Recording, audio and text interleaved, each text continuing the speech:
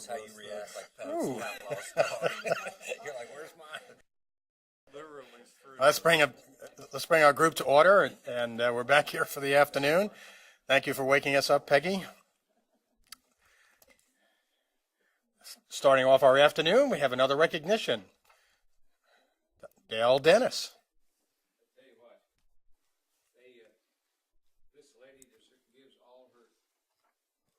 you what, this lady gives all her credit and leadership for guiding her and mentoring her to two people that she worked with in Wichita is here today. One is Kathy Bush, and the other is our chairman. Yeah, she bragged on you guys. Yeah. Carolina, she's the principal at Wichita South High School, and she is the high school principal of the year. She couldn't be here, remember, last month? And so we're honored. She's even brought her driver with her today. Am I right, Claire? Yes. Yeah, got her driver. You might want to introduce him. Okay. All right, real good. This is my husband, Scott Leedy. Kara, it's yours, and let you enlighten, and when they get done, they'll have some good questions for you. Okay. All right. Then they'll want to take your picture with you. Okay. Okay. All right. Thank you. Thank you. Good afternoon, Mr. President, Board of Education members. Thank you for this opportunity to be here and to tell you a little bit about South High School. I truly feel that Principal of the Year award is really a school award and a district award. I can't do my job without the wonderful staff that I have and the amazing kids that I have. I have 1,700 kids plus some days, minus a few days, and very blessed because they're absolutely wonderful. And they make my job exciting sometimes, a little stressful at times, but very rewarding. And I tell people all the time, this award is really a 259 award and a South High award. I provided for you a little bit of information about South High School. The sheet in front of you is one that we handed out at our Choices Fair last week, so people could get to know South High a little bit and know what we offer and what we stand for. And then on the back for you, I put a little bit of our demographics so that you can see we're one of the 7 comprehensive high schools in Wichita, and we're very diverse. And I tell people that when you walk in our doors, you may see all different colors of hair and skin color, but they are kids and they're there to learn. And I have a staff that rises to the challenge to educate them every single day. We put a high emphasis on instruction. And with that, we figure out a way, and we do professional development every week. It's a 30-minute block, but our teachers get weekly cross-curricular professional development. And then we spend a lot of our in-service time on instruction and what we can do better, always looking ahead.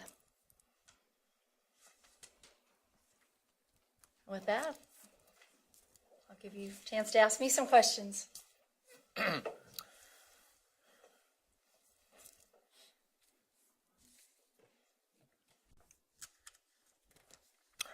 Well, one of the questions I would ask, why were you at the Choices Fair? We actually, all of the high schools are there, and in 259, as they come, they're making that transition to their school based on our boundaries. So it may not necessarily be a choice, with the exception of I have a few programs.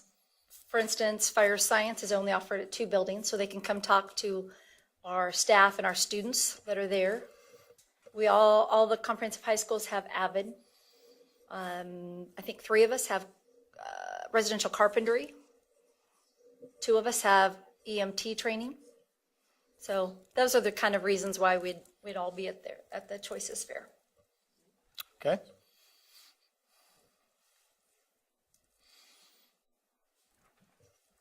Oh, pay attention. Kathy Bush. Thank you, Mr. Chair. First of all, Kara, congratulations. You're very deserving of this honor, and indeed it is an honor for you and for South High and the Wichita School District. Talk a little bit more about what you feel about your professional development that you do, because the professional development that you do, I know, is pretty intensive and probably one of the first high schools that's done kind of the model that you've done. But talk about how you feel like that's helped kind of lead some transformation at South High. Our teachers give an incredible amount of their own personal time to do lesson plans and prepare. So I try to find ways that during the school day, during in-service activity, that we utilize that time. If they know that I value their time during the day and I value their family time and I try to keep that intact, then the engagement on their part, the buy-in on their part is incredible. Every teacher in my building, they come to professional development with the intent to learn, to grow, to get better, and to push the boundaries. Whether it's a new reading strategy, active reading is one that we've done, marking the text. Our kids should know that, whatever classroom you walk into. So in a week, we're going to look at advanced reading strategies, going beyond, pushing them a little bit further. So if my teachers are comfortable with that, then the kids, it will permeate to them. I think it's important that it's cross-curricular, and then it's within their content areas. I think you have to have a balance of that. And if they know that I respect them professionally and will do everything I can to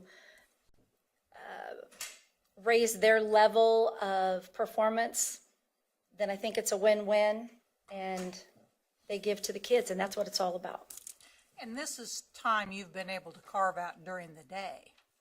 So it's in addition to your faculty meeting time and your professional development days. Correct. Right. For instance, every teacher has a duty period, and half of that duty period is professional development every week, a 30-minute block. It becomes strategic, and you have to give and take a little bit. It may be that I'm covering a classroom because I had a sick teacher leave with the flu last week, and that's okay. I can do that because that way I keep those teachers in professional development when it's their time slot. Thank you. Steve Roberts. Thank you, Mr. Chair. And congratulations, heartfelt congratulations. Thank you. On the second side, presumably, of your handout, we have racial data and we have SES data for free and reduced lunch. So these are two issues that I had initially thought I would run for the State Board of Education in order to address some of these, because I really think that we label our kids too much, whether it's with respect to race or free and reduced lunch. In fact, I made a presentation to this board back in 2011 when July of 2011, before I was involved in the 2012 campaign, really, that we should eliminate the free and reduced lunch program and just provide lunch to all kids. And that's a huge political lift.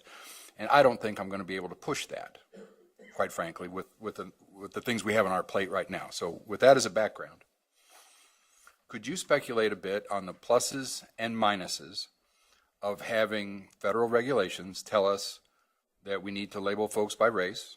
Are there benefits? Are there detractions, if you would, please? And if you could speculate on what it might be like if we actually did feed the kids ourselves without saying, okay, this kid qualifies for a lunch, this kid doesn't. Could you speak to that, please? Out of 1,700 plus students at South High School, I can't tell you as they're walking down the halls who's free, who's reduced, who's not.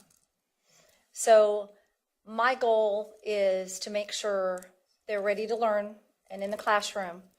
And if it's helping them grab lunch or going to my closet and grabbing crackers, I'll do whatever I can to get them in a state where they're ready to learn. I think just because those numbers are there, I would tell you that you really, in a building my size, and you can't tell who falls into what category. So I look at it as all students need to be in a learning environment with all the tools I can give them.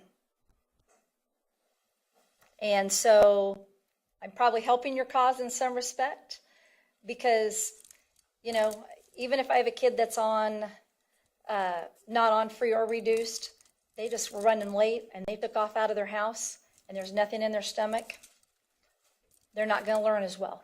They're not going to do as well. So the names that go with those kiddos are pretty much locked tight. To get access to those is really kind of hard, to be honest with you. So in my everyday reality, every kid, I just need to do what I can to make it possible for them to learn and be in the classroom. So that's not a whole lot of speculating, that's just reality. Dina Horst? Thank you. And I'd like to add my congratulations to you and thank you for being here. As I was looking at your little ribbon on the side, there's an award that I'm not familiar with, and the Red Carpet Award. Could you identify what Yes. what that is? In Wichita Public Schools, they offer an award twice a year to a school. You have to apply and give all your reasons why. But it's basically customer service, and it's how well you extend to the community, people that walk in your door every day, your neighborhood. So it's really a customer service award. And it's a district, it's from the district Yes. itself. So we received $1,000, and it's going towards family engagement. Ways to get, which is something we struggle with, getting our families into our building, our parents in our building, whether it's conferences, things like that. So that's what we, Maybe something that all high schools struggle with. But, absolutely, especially at the high school. but at any rate, I think it's a neat idea, and thanks for clarifying that. You're welcome. Since I'm not from Wichita, I didn't know that. So thank you. Good idea. Carolyn Campbell? Thank you. Thank you to you also for all that you have done and continue to do for our children. I was looking at the ethnicity, and I think I know what AI, but what is AN? 30, American Indian, I'm assuming, but what is AN? That's Native American. American Indian. Yeah. Okay, American. They've just changed it. Instead of Native American, it's American Native. Okay, all right. I see you have 35 children there, and recently, and of course, it's been a major concern of mine over the years that our Native children, be they on the reservation or in our schools, sometimes are lost. So my question is, do you have any special programs or parent programs that maybe help to support the Native children? Yes, we do. In Wichita Public Schools, we're very fortunate with that. We have a department, we have an individual that is their sole responsibility. So they take a lot of our students on college visits. They highlight them when they're on the honor roll, when they graduate, help them with scholarships. So we do have that in the Wichita Public Schools. So do you work from kindergarten on? Yes. Is there something for the children? Yes. I mean, for the parents, I mean. So is that part of? Yeah, they actually work K through 12. So the site that I see is they're working with our kids more along scholarships, graduating them honor rolls. That's what I see at the high school level.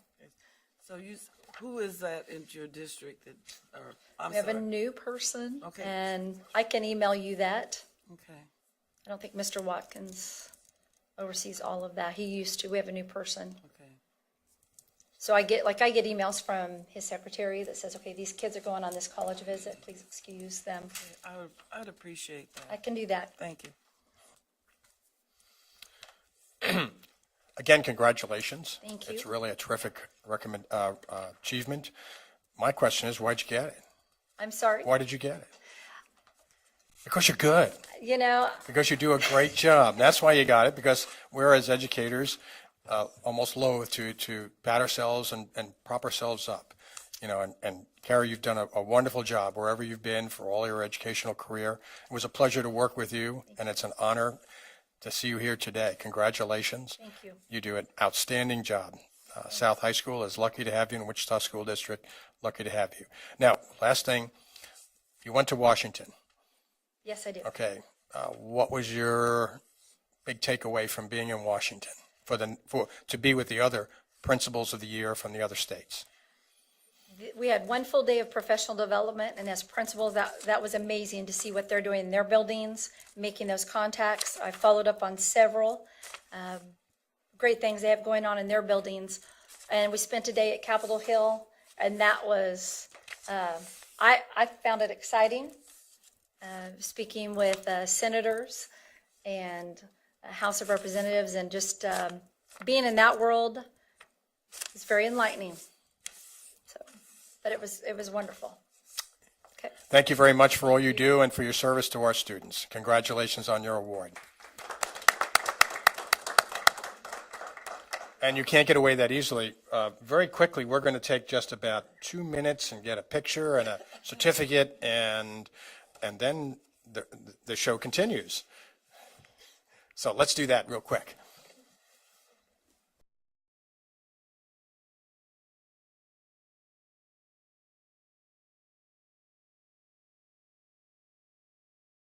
Over 60% of Americans were less than high school completion. And then it shows how that's declined. And of course, the red bars, starting in 73, is the data that I think you've seen from the Georgetown Institute that tries to make projections to 2020. I think what this tells us is, we've kind of leveled off with the less than high school jobs. The next chart, we show you what is the percent of the population that has only completed high school, no additional college. And you can see through the 40s, 50s, 60s, 70s, that percentage was growing because that was building on people who hadn't even completed high school. But since 1973, when I was embarking on high school with the fine teachers I had, that number has beginning to decline as we've continued to move up. This shows you the percent of the population with basically less than 4 years of college, 1 to 3 years or an AA degree. Again, it's important to remember that in 1948, only about 7% of the population had this kind of credential. And of course, you can see that the growth in jobs in this area. And then finally, this is 4 or more years of college. Once again, 1948, only about 6% of the United States, of the entire population, had a 4-year degree or more. We've now reached about 30%, but we know that by 2020, the estimates are that jobs are going to be about 35%. Now, these don't line up exactly because the blue bars are the total population. Jobs would be somewhat more in the working age population. But I remember fairly young working with the Associated Students, I'm mixing up my past jobs, Kansas Association of School Boards, and it really was a surprise to me when our research director said that it wasn't until the 1960s that half of the population had a high school degree. Because I just assumed back in those wonderful good old days, everything was better. And it's sometimes, I think, something that we need to remind people how much we've already changed. I didn't give you a copy of this presentation, and some of these are things I've used in other presentations. I'm just going to touch on these slides very quickly, reminding people that in 1996, we amended our Constitution to make educational improvement, is why that's underlined, the focus of our system. Not just education, but improving education. Again, you're familiar with these. These are just some things we share with our boards, reminding them how our economy has changed over the past decades, is likely to continue to change, and how that means that our education system hasn't changed as well. Always reminding people when we're working with new board members or they're working with their communities that so many people just sort of have a sense of they remember what it was like when they were in school, and that was maybe pretty good, so why do we have to change? So always reminding people about how our expectations have changed. Again, you've seen this sort of information. In 1973, nearly 1/3 of jobs did not require a high school diploma. 40% required only a high school diploma. Just 12% some type of less than 4-year education, and only 16% 4 years of college. And you know where we're going. These are state predictions. I'm sure you've seen that shows that Kansas is tied for 5th in the projected jobs that will take more than high school. So I would simply reiterate, as Brad comes back into the room, that we're trying to agree with that same comment. What a generation or two ago, high school completion, now we have to look at some type of post-secondary education for certainly a majority of our students if they're going to be successful. Because again, something I found, and it's amazing what you can find in the Digest of Education Statistics online if you look for it, is that in 1958, the high school graduate earned 19% more. Your annual salary was 19% above the average for all workers, because remember, most workers didn't have a high school diploma in 1958. 4-year college graduates earned 34% more than those who just graduated from high school. Well, today, high school grads earn 23% less than the average, and 4-year college graduates earn 82% more than high school only. I think those numbers are just very striking, and maybe we all know them, but unless you actually kind of think about them and remind people, they may not remember. Quickly, just a couple of slides that I just sort of remind people within my memory some of the things that have happened and changed in education. In 1973, that benchmark for jobs that we've talked about, what did things look like at that time? Well, we measured education almost entirely by time and subjects, Carnegie Udens. We really didn't have any national testing programs or state testing programs. Accreditation was based strictly really on inputs, not on learning. Our state, like many states, all of our 4-year institutions, as well as our community college, were open admission, no additional admission standards, no U.S. Department of Education until 1979. And then the landmark thing, of course, that some of you remember, I was just getting out of college at the time, was the Nation at Risk report that came out. That not for the first time said that U.S. schools are failing, and certainly not for the last time have we heard that. And I think the reality, as all of the data on those charts showed you, is that achievement was rising until 1973, and it's been rising since 1973. The problem is that the expectations that we want from our schools, we expect from our students and workforce, are going up even faster. You might remember the Nation at Risk report called basically Get Tougher. More high school requirements, more college standards. And Kansas, like many states, responded. And really the accreditation system that we have now, in many ways, goes back to the response in the late 80s to that change. The 1990s brought the Goals 2000 movement, and the first time we started really focusing on the standards-based reform. And I just mentioned, because I know you continue to hear issues around things like Common Core, national, federal issues, is that what we've been struggling with for a long time, and certainly then under the first President Bush, is how do you address education as a national interest when it's not a national responsibility under the Constitution? And frankly, at that time, many of the same issues were raised as you hear now about Common Core and other measures. 2001, of course, brought No Child Left Behind, which is really what we've been living with since then. You're all very familiar with that. This is again how we try to educate people, reminding me that for over a decade, we've really lived under this system, and that's what we're now beginning to move out of. Mentioning again the implementation of Common Core, local board members like you continue to hear questions and in many cases concerns, and yet at the same time I think most of our members continue to believe that the overall goals and direction of the Common Core is positive despite ongoing concerns.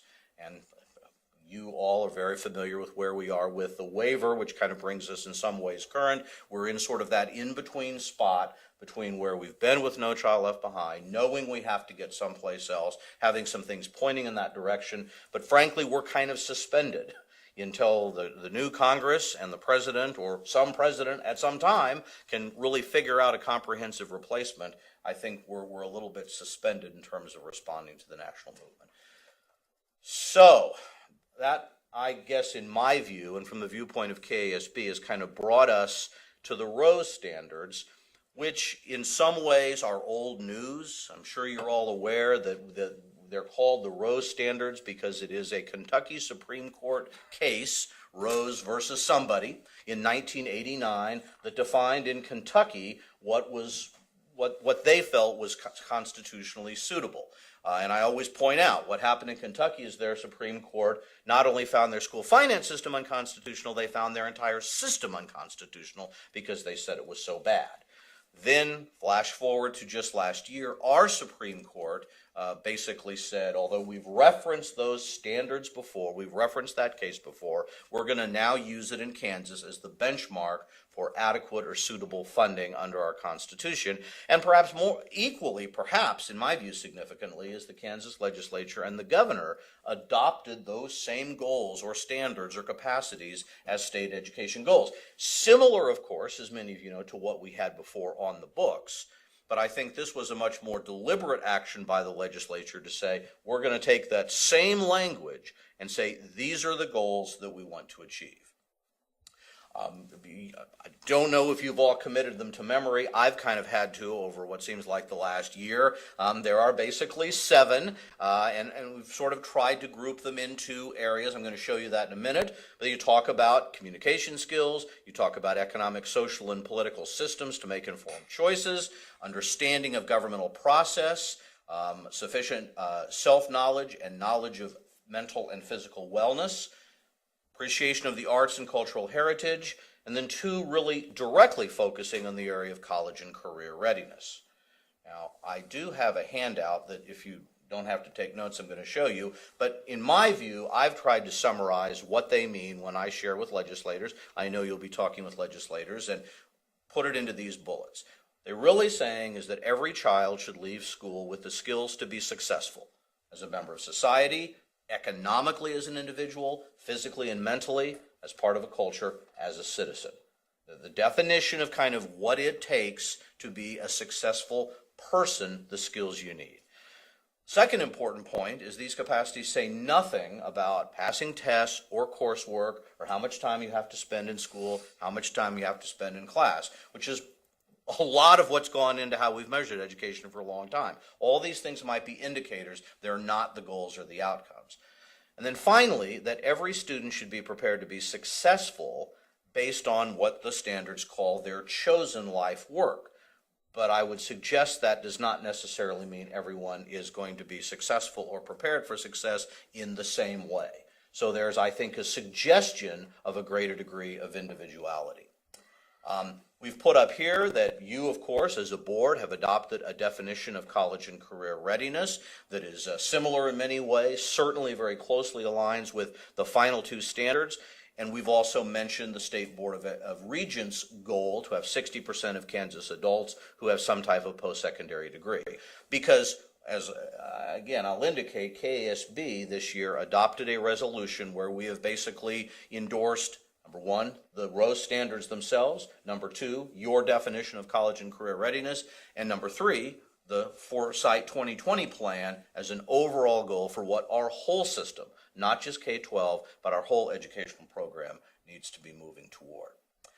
I think that the Rose Standards, and with a lot of discussion with our staff and with other board members and others around the state, are important, very important for a couple of reasons. For many people, clearly they're important because they're the benchmark for defining adequate funding. And since we continue to have litigation in that area, that's important. Number 2, because as my executive director, John Heim, has remarked, this may be the only thing that the court, the legislature, and the governor all agreed on last year, was that all of them basically said these should be our goals, adopted by the court, endorsed by the legislature, signed by the governor. The third thing that I think we've heard a great deal of support for is that the Rose Standards explicitly add social and civic skills, wellness, and arts to basic skills, which is really what's contained in the first one, and what a lot of people sort of view as workforce development, good or bad. There are people who sometimes say you're being too narrow in the last 2.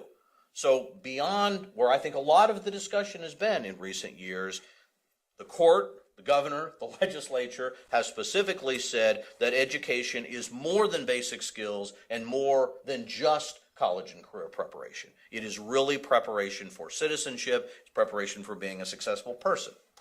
And finally, they continue a long-term shift from accountability to basing accountability for our system on how well your kids do when they leave your system, not on pre-graduation inputs. Okay? Few things that we've done around these areas. After the decision came out last spring, May and June, we held area meetings around the state, and they were attended by about 400 school leaders. One of the documents you should have at your place looks like this. It says Rose Standard Capacities. I'll just highlight, because some of you have seen this, this is kind of our main sort of teaching tool, I guess, to help people, we hope, see a little bit on how things fit together. And for this, we have taken the 7 standards, we've broken them into 5 categories. And for each of those categories, we have a column that includes your college and career readiness definition. We kind of took that and split it up and then grafted it into 5 different areas, so you can see how your definition previous aligns with these standards.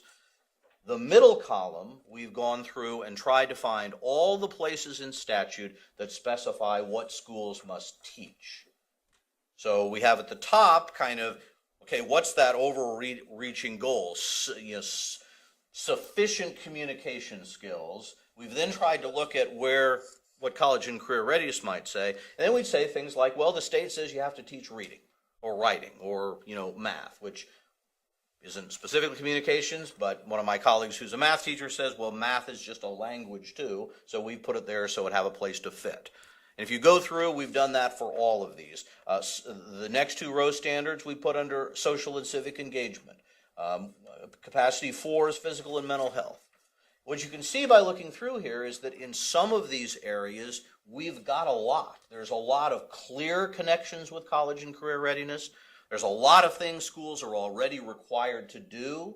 Oh, and then the last column I forgot to mention is where we put down last spring, what do we now as a state test? Now this is out of date really, because you're moving to a new testing system, but the idea was to try to help people look at, well, if this is where we're going, what do we currently require?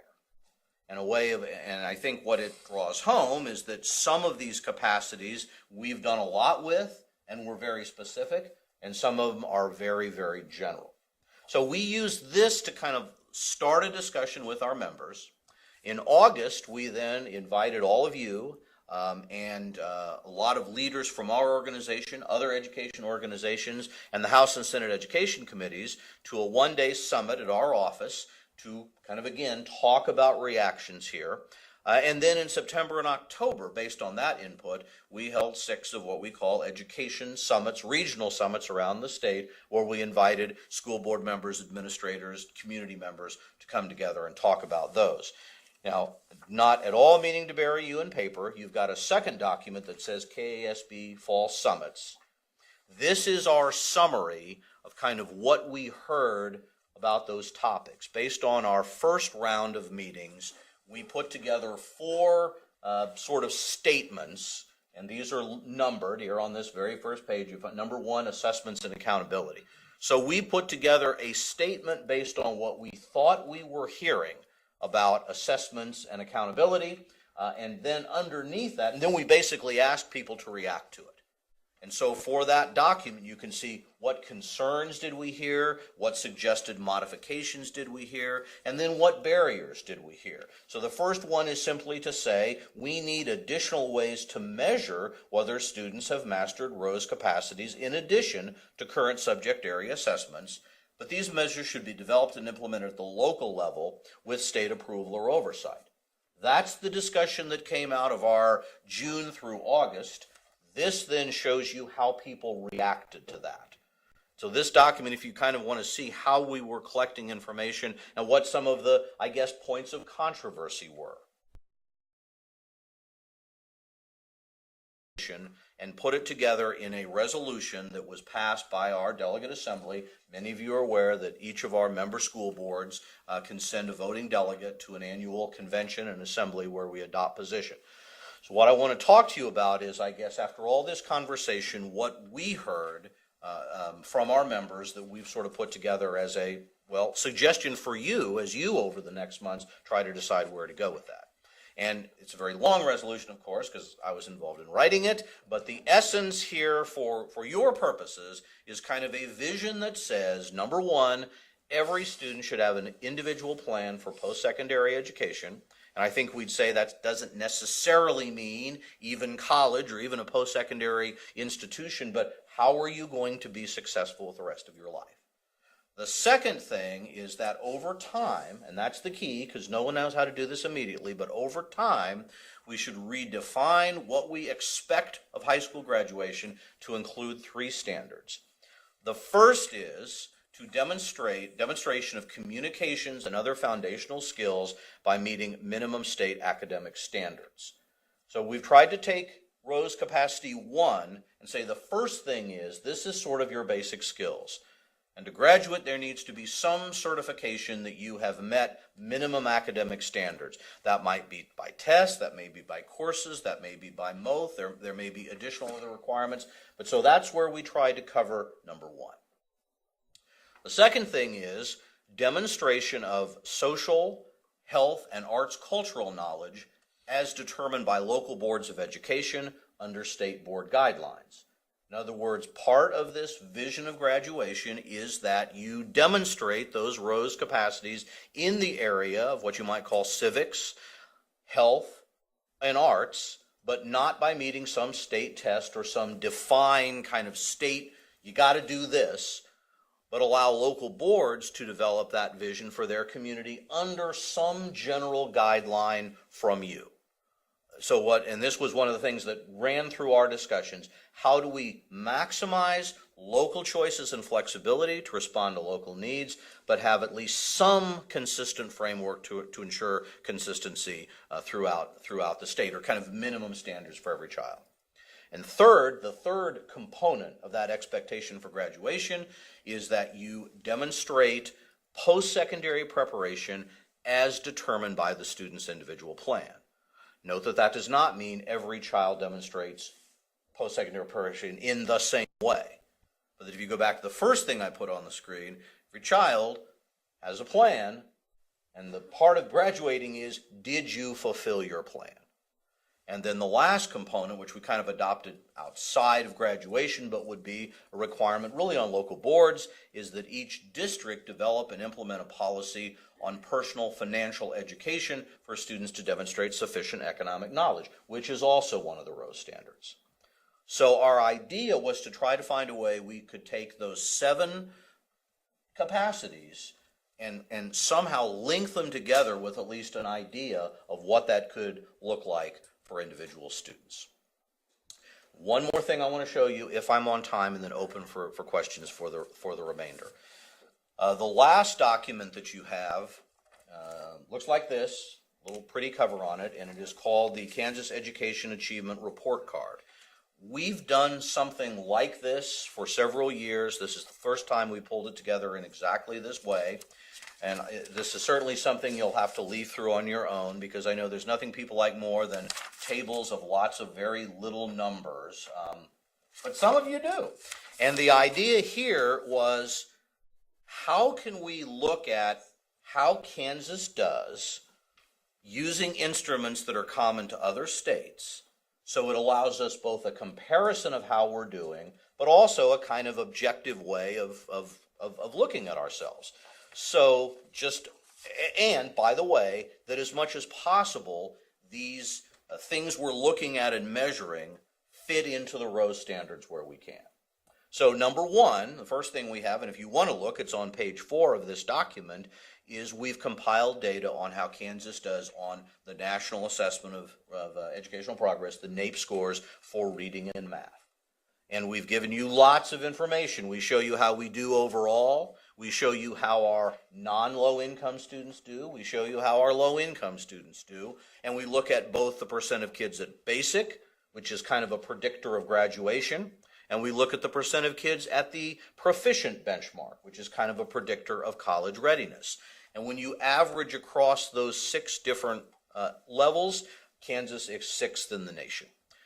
High school completion. It would be wonderful if there was just one standard we could all agree on, and perhaps there kind of is with the new public high school adjusted cohort, but we only have that for a few years. So on page 5, we've given you information on the new measure that all states are supposed to be using but aren't.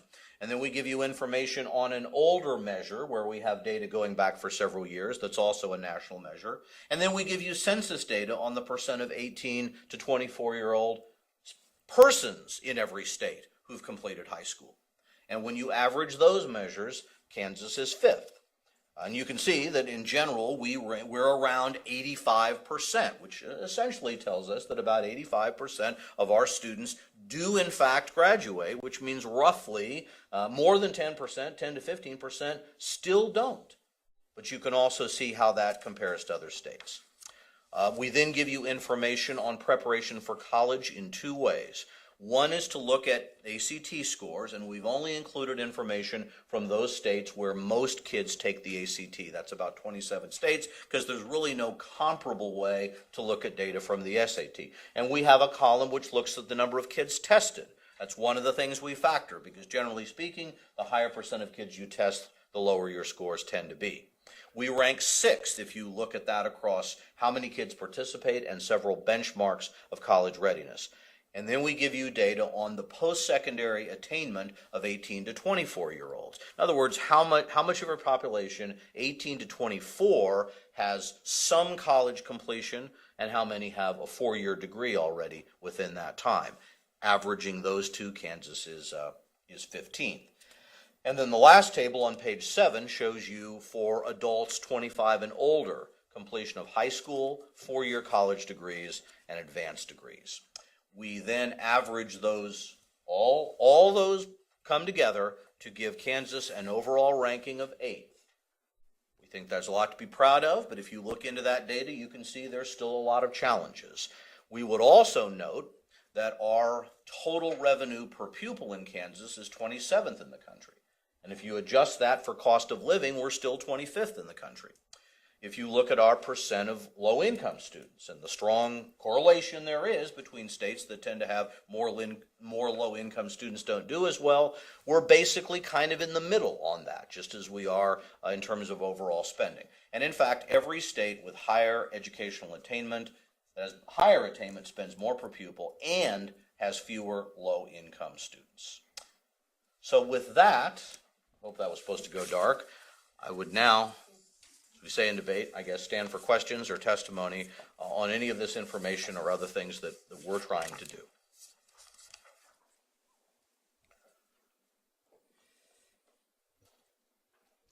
Sally Cobble? Well, first, before you go, let me do that. Thank you, Mark. Very good presentation. Appreciate your time and coming over here and sharing with us. And now, Sally Cobble. Thank you.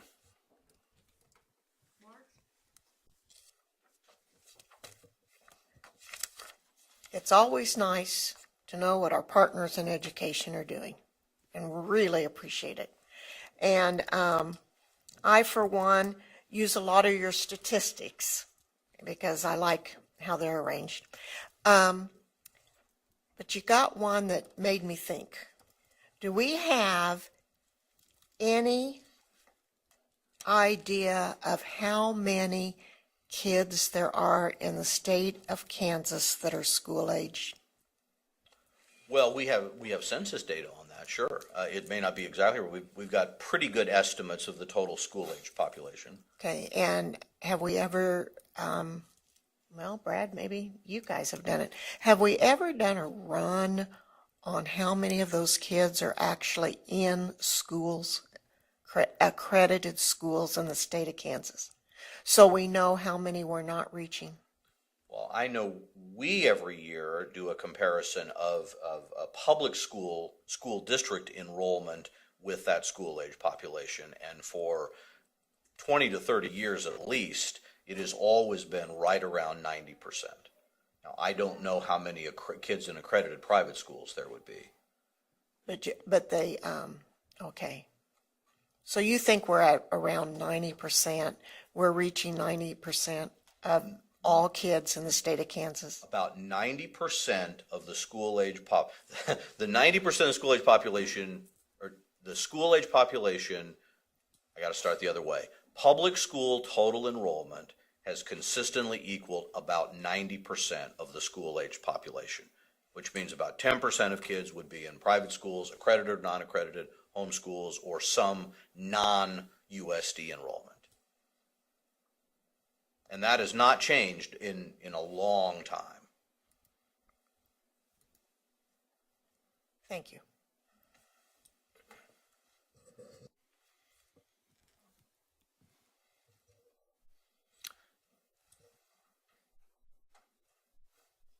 Well, they're just jumping into questions, so I'll jump in there.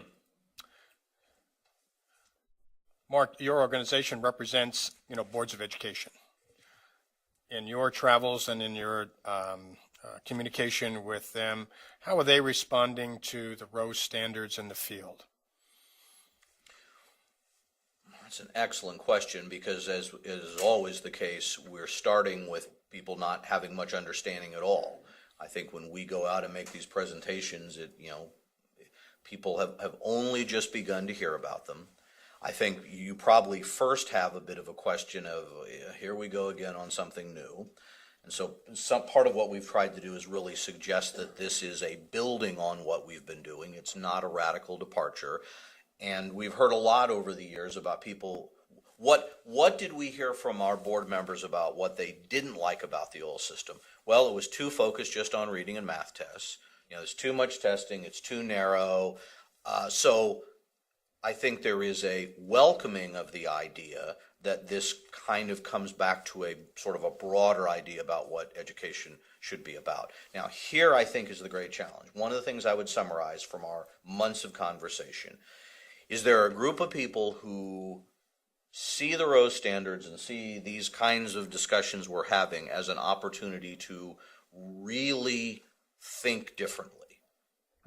If we're really talking about, you ought to be evaluating on how we get students to master knowledge, and not just about we counted in the usual way of seat time or that sort of thing. There's some people who think that is tremendously exciting, that we could do things differently, reach more kids, reach kids in different ways. There's other people who are absolutely terrified because they have no idea how that would be done, and are afraid this will just be one more thing they have to figure out locally.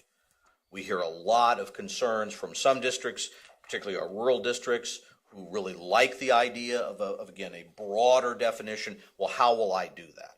What our community doesn't have the things to offer that other communities do. Now, almost every place we are, somebody feels that some other community has advantages that they don't have. But you hear people talking about, well, again, can we help expose our kids to cultural awareness in the arts, not just by having art courses, but the cultural resources in our community and all the, as I say, for some people, it's very exciting to think about that, and they see it as a way to really broaden their connection with their community. Other people are just afraid they won't be able to do it. They're afraid they won't have the resources. They don't have the capacity. And so some people are basically saying, frankly, they'd be saying, State Board, give us the freedom to do more. And other people are saying, State Board, tell us what to do, because we're not sure how to do it. I hear in your analysis of the future going forward, and what I think is included in your organization's, how did you term that, their platform, that in the basic core skills, that there would be possibly some assessment, some way of determining that students have reached a certain point of proficiency or above. And the second part would be that there would be some form of and in the next two, rather, both some form of demonstration that would be, could be project-based, or could be, and one of those, and the second one, I think you said that local districts would put these together, and then the State Board would set possibly standards and criteria and match them up. Right. And then the third one was to relate the student plan to their graduation requirement. That's pretty innovative. It's taking, counting units and counting years, and counting all kinds, just counting. It's a whole different way. So it's almost more performance and demonstration based than it is just participation based. And I believe that as we've been talking about this over the months, many months, there is a lot of support for that idea, but trepidation on how do you really make that work.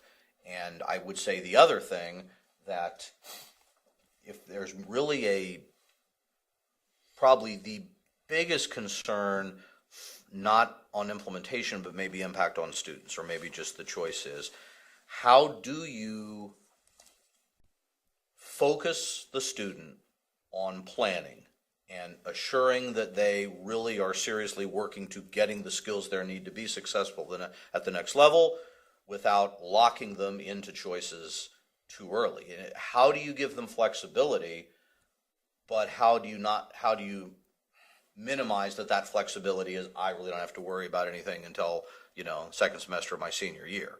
That's, I think, the issue that really ran, the biggest discussions we had were between how do you reconcile that issue? Getting students better prepared, not trapping students prematurely or limiting their choices down the road. Well, it's easier to count than it is to demonstrate. You were there for 8 hours. I can see that. You were there for 8 hours.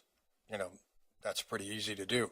To say that you're going to be providing, say, demonstrating a project or bringing in a portfolio or taking your plan, your individual plan, and presenting it to a committee to graduate is messy.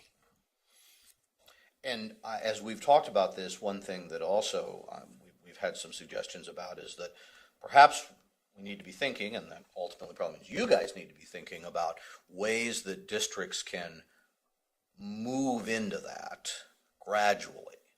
Because even some people on our staff have had examples of districts that really got into project-based demonstration. Every child is going to come before a committee that either they weren't ready for, or not all people ready for, and the pushback from the community killed it. And so the suggestion is, how do you get to a point where students and parents and communities want to do that? Think that's a good thing to do, rather than telling them you have to do this, in which case you're more likely, I think. You want them to think they thought of it. Yeah, this was my idea. This is special. This is it's an extra good thing if I get to do this, not an extra thing I have to do.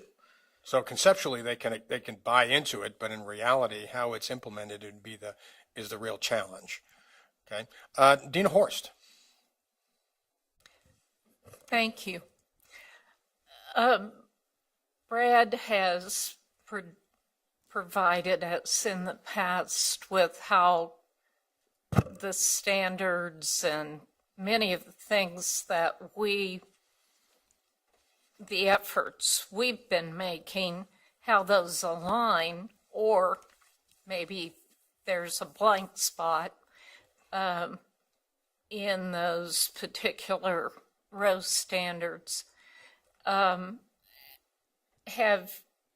Have you connected, or are individuals at the board level looking at how these connect with the standards, like the Common Core standards, the Kansas College and Career Ready standards, and other standards that we have in other subjects, or are we just looking at kind of a big broad picture and we haven't gotten there yet?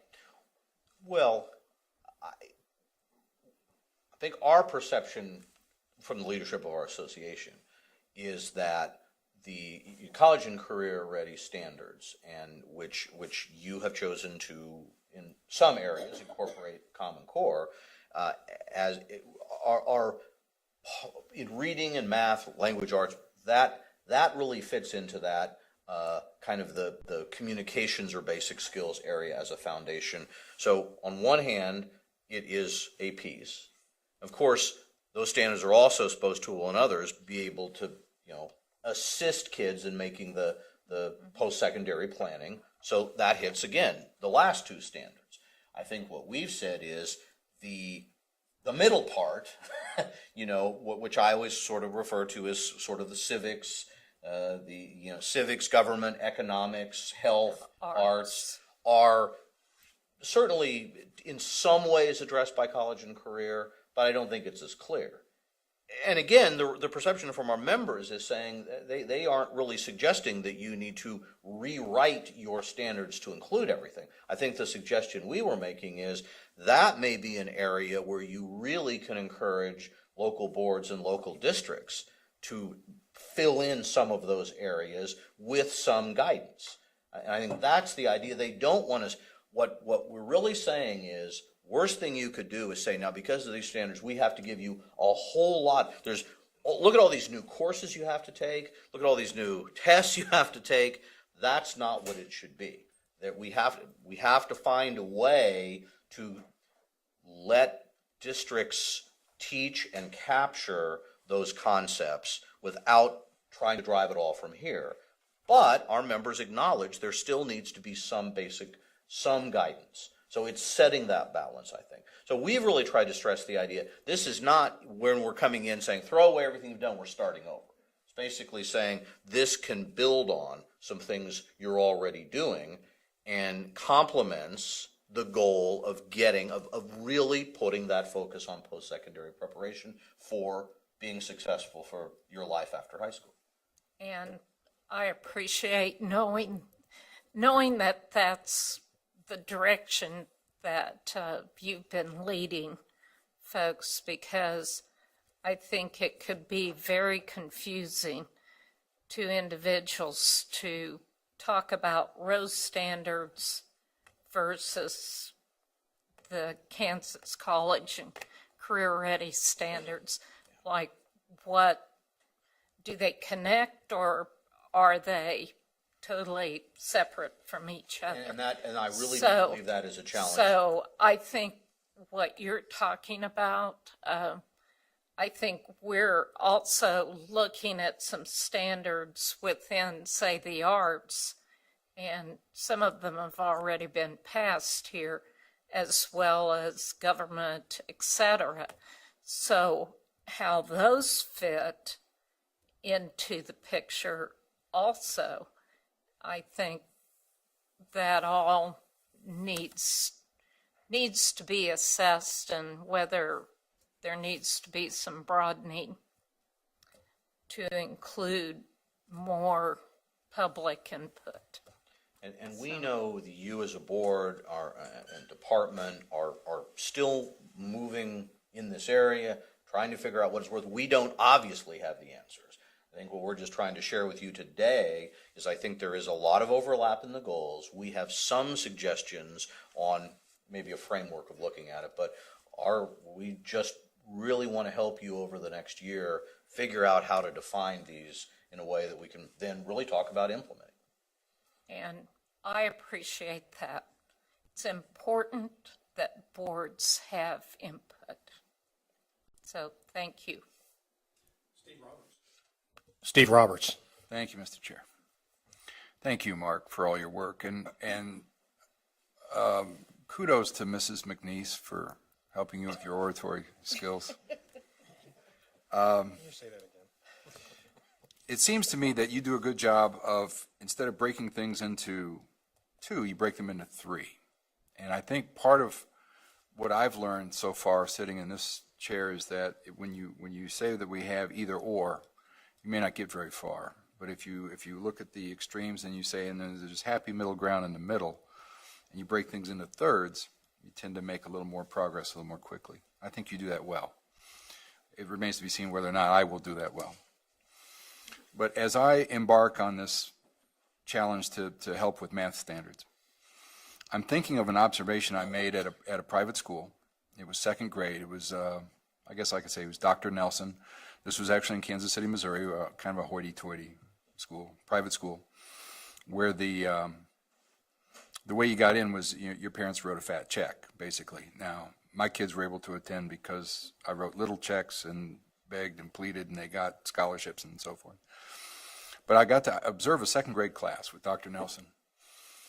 And he was explaining to the kids how if you look at subsequent if you look at squares of odd integers, you can add multiples of 8 to get to the next one. So anyway, it's a lot better presentation if I were in front of a whiteboard or a chalkboard. It would make a lot more sense.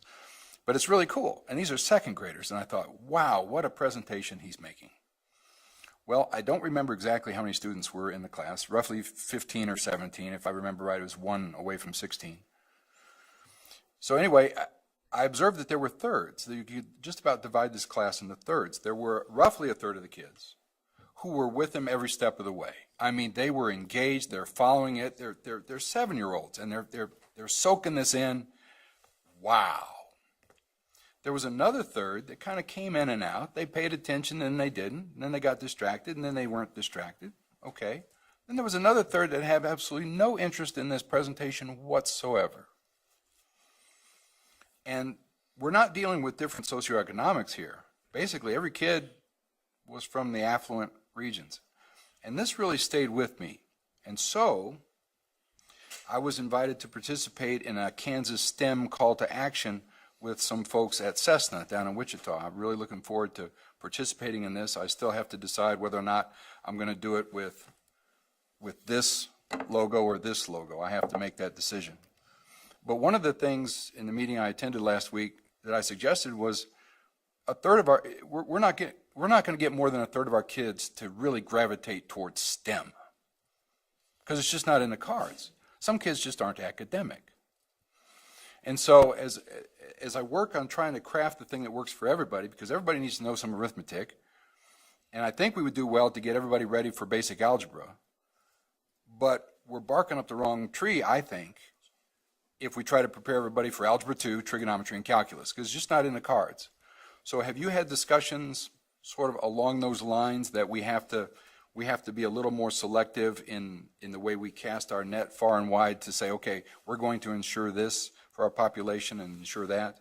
I may not have framed it very well, but I'm guessing you can speak to that. I will try to quickly respond. I think that's how we've tried to capture the idea that we shouldn't be talking about just the kind of one size fits all for every, that there really should be an attempt to have a minimum. Maybe that minimum is algebra at some level. I mean, there's been a lot of talk of that.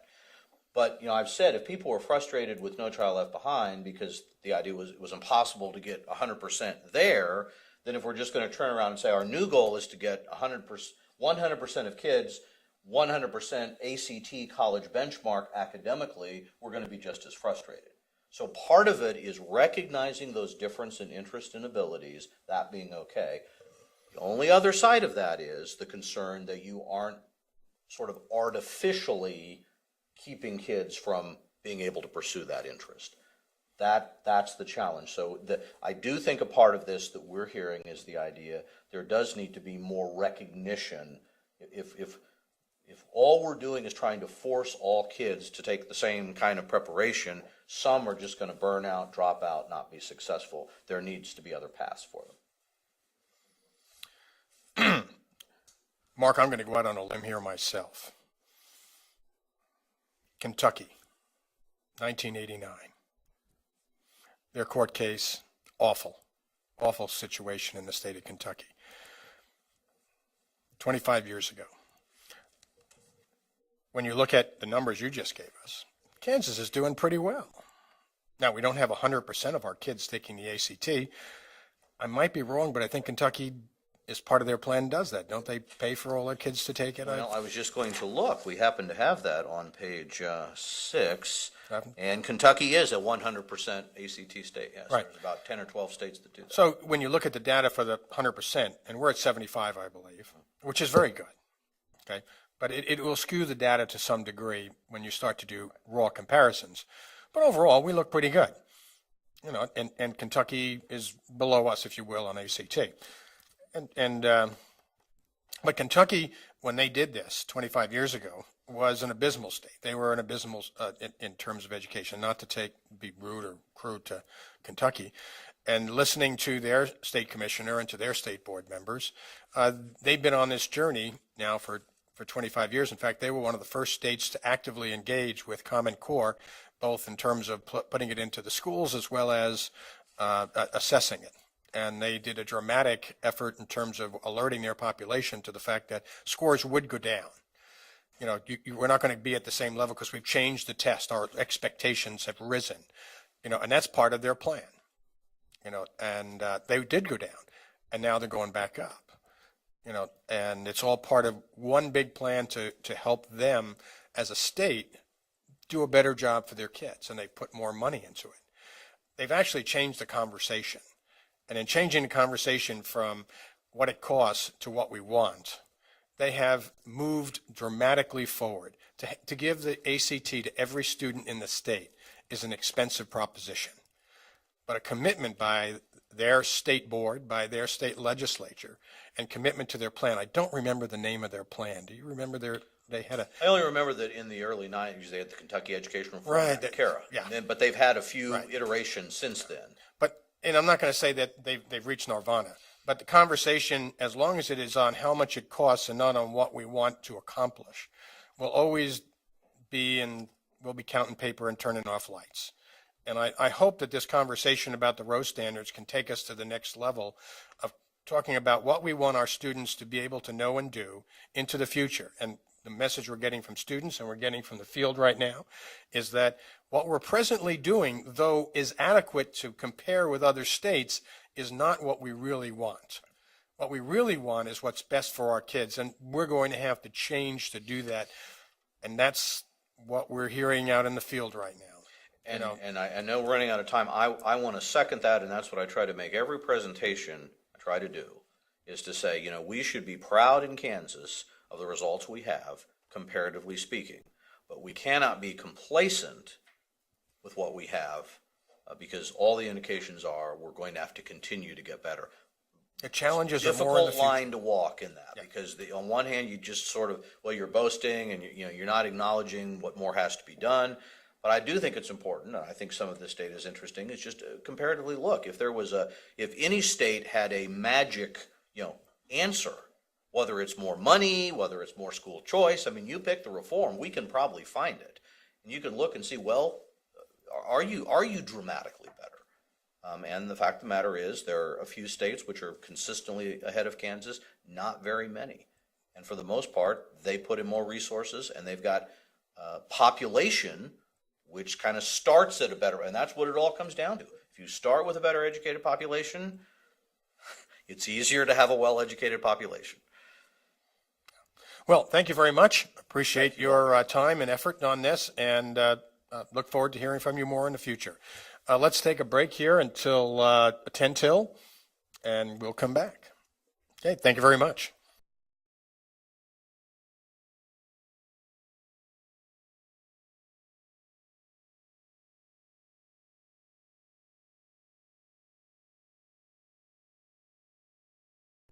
Do we have a sergeant at arms?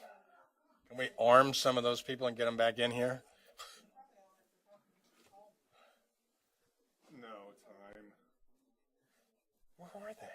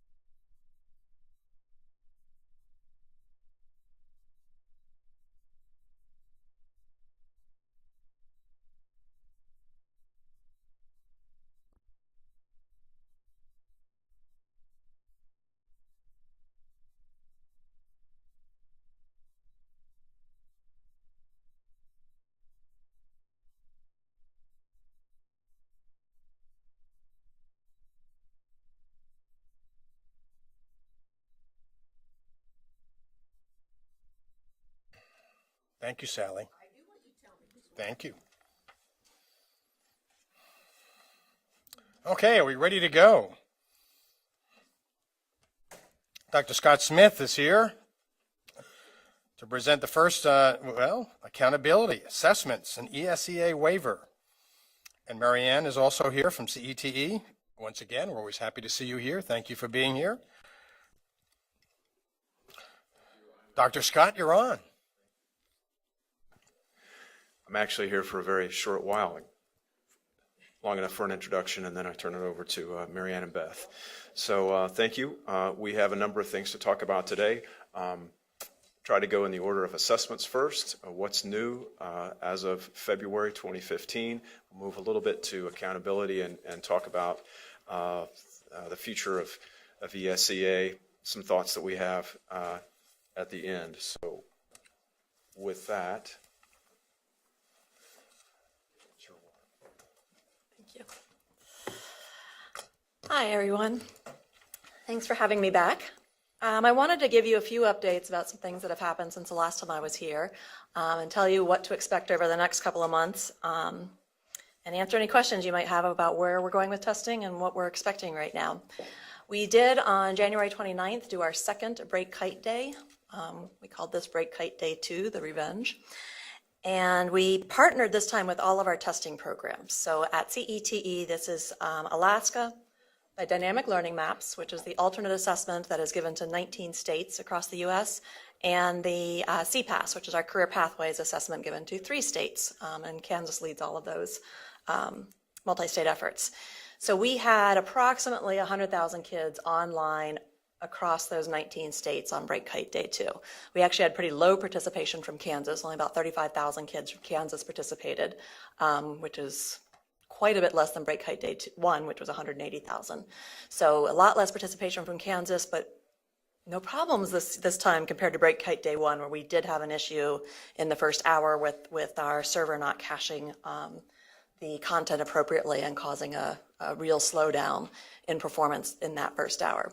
Things are now cached right. The problems that were discovered and reported to us were the kinds we were looking for, which means they were local. So a school district couldn't load something because they didn't have enough bandwidth, and we said you're going to have to download the local caching server and use that if you want your kids to have a good experience. And that, to me, was one of the primary purposes, is to let the schools know, or they hadn't updated their Kite client. They were still trying to use an old one and it wasn't working. Well, yes, we need to update the new Kite client. Once a year, we update the Kite client, and the schools have to update the Kite client. Throughout the year, then, we just push updates to it. But once a year, you have to download the new Kite client. And those who didn't do it, and those who are still trying to access Kite through a URL, found they couldn't do it. This is good. This is what we want to do now, is find those problems and not wait till March 9th, or when we're in operational testing window, and find those problems. We did have, as I said, about 100,000 people overall. I think we had about 60,000 in Alaska participating, about 3,000 in DLM, and about 1,000 in CPAS. So we had good numbers. We felt very good.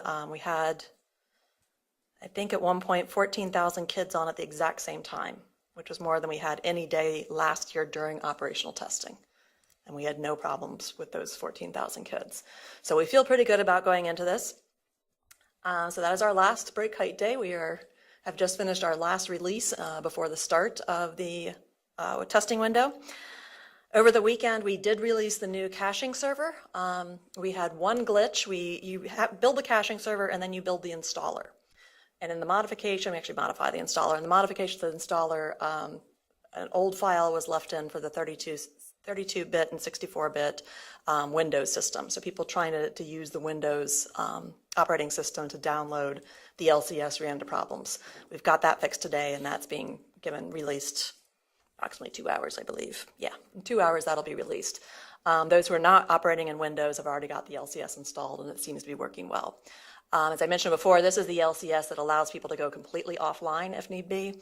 It also, the big thing for us in Kansas this year is that we are field testing multidisciplinary performance tasks, which are writing assessments, and it allows us to cache what the student is writing as they're writing it, so that we don't lose their writing sample if something happens, that electricity goes out in the middle of the test, battery dies on a laptop, something like that. We will make sure we've saved the student's work.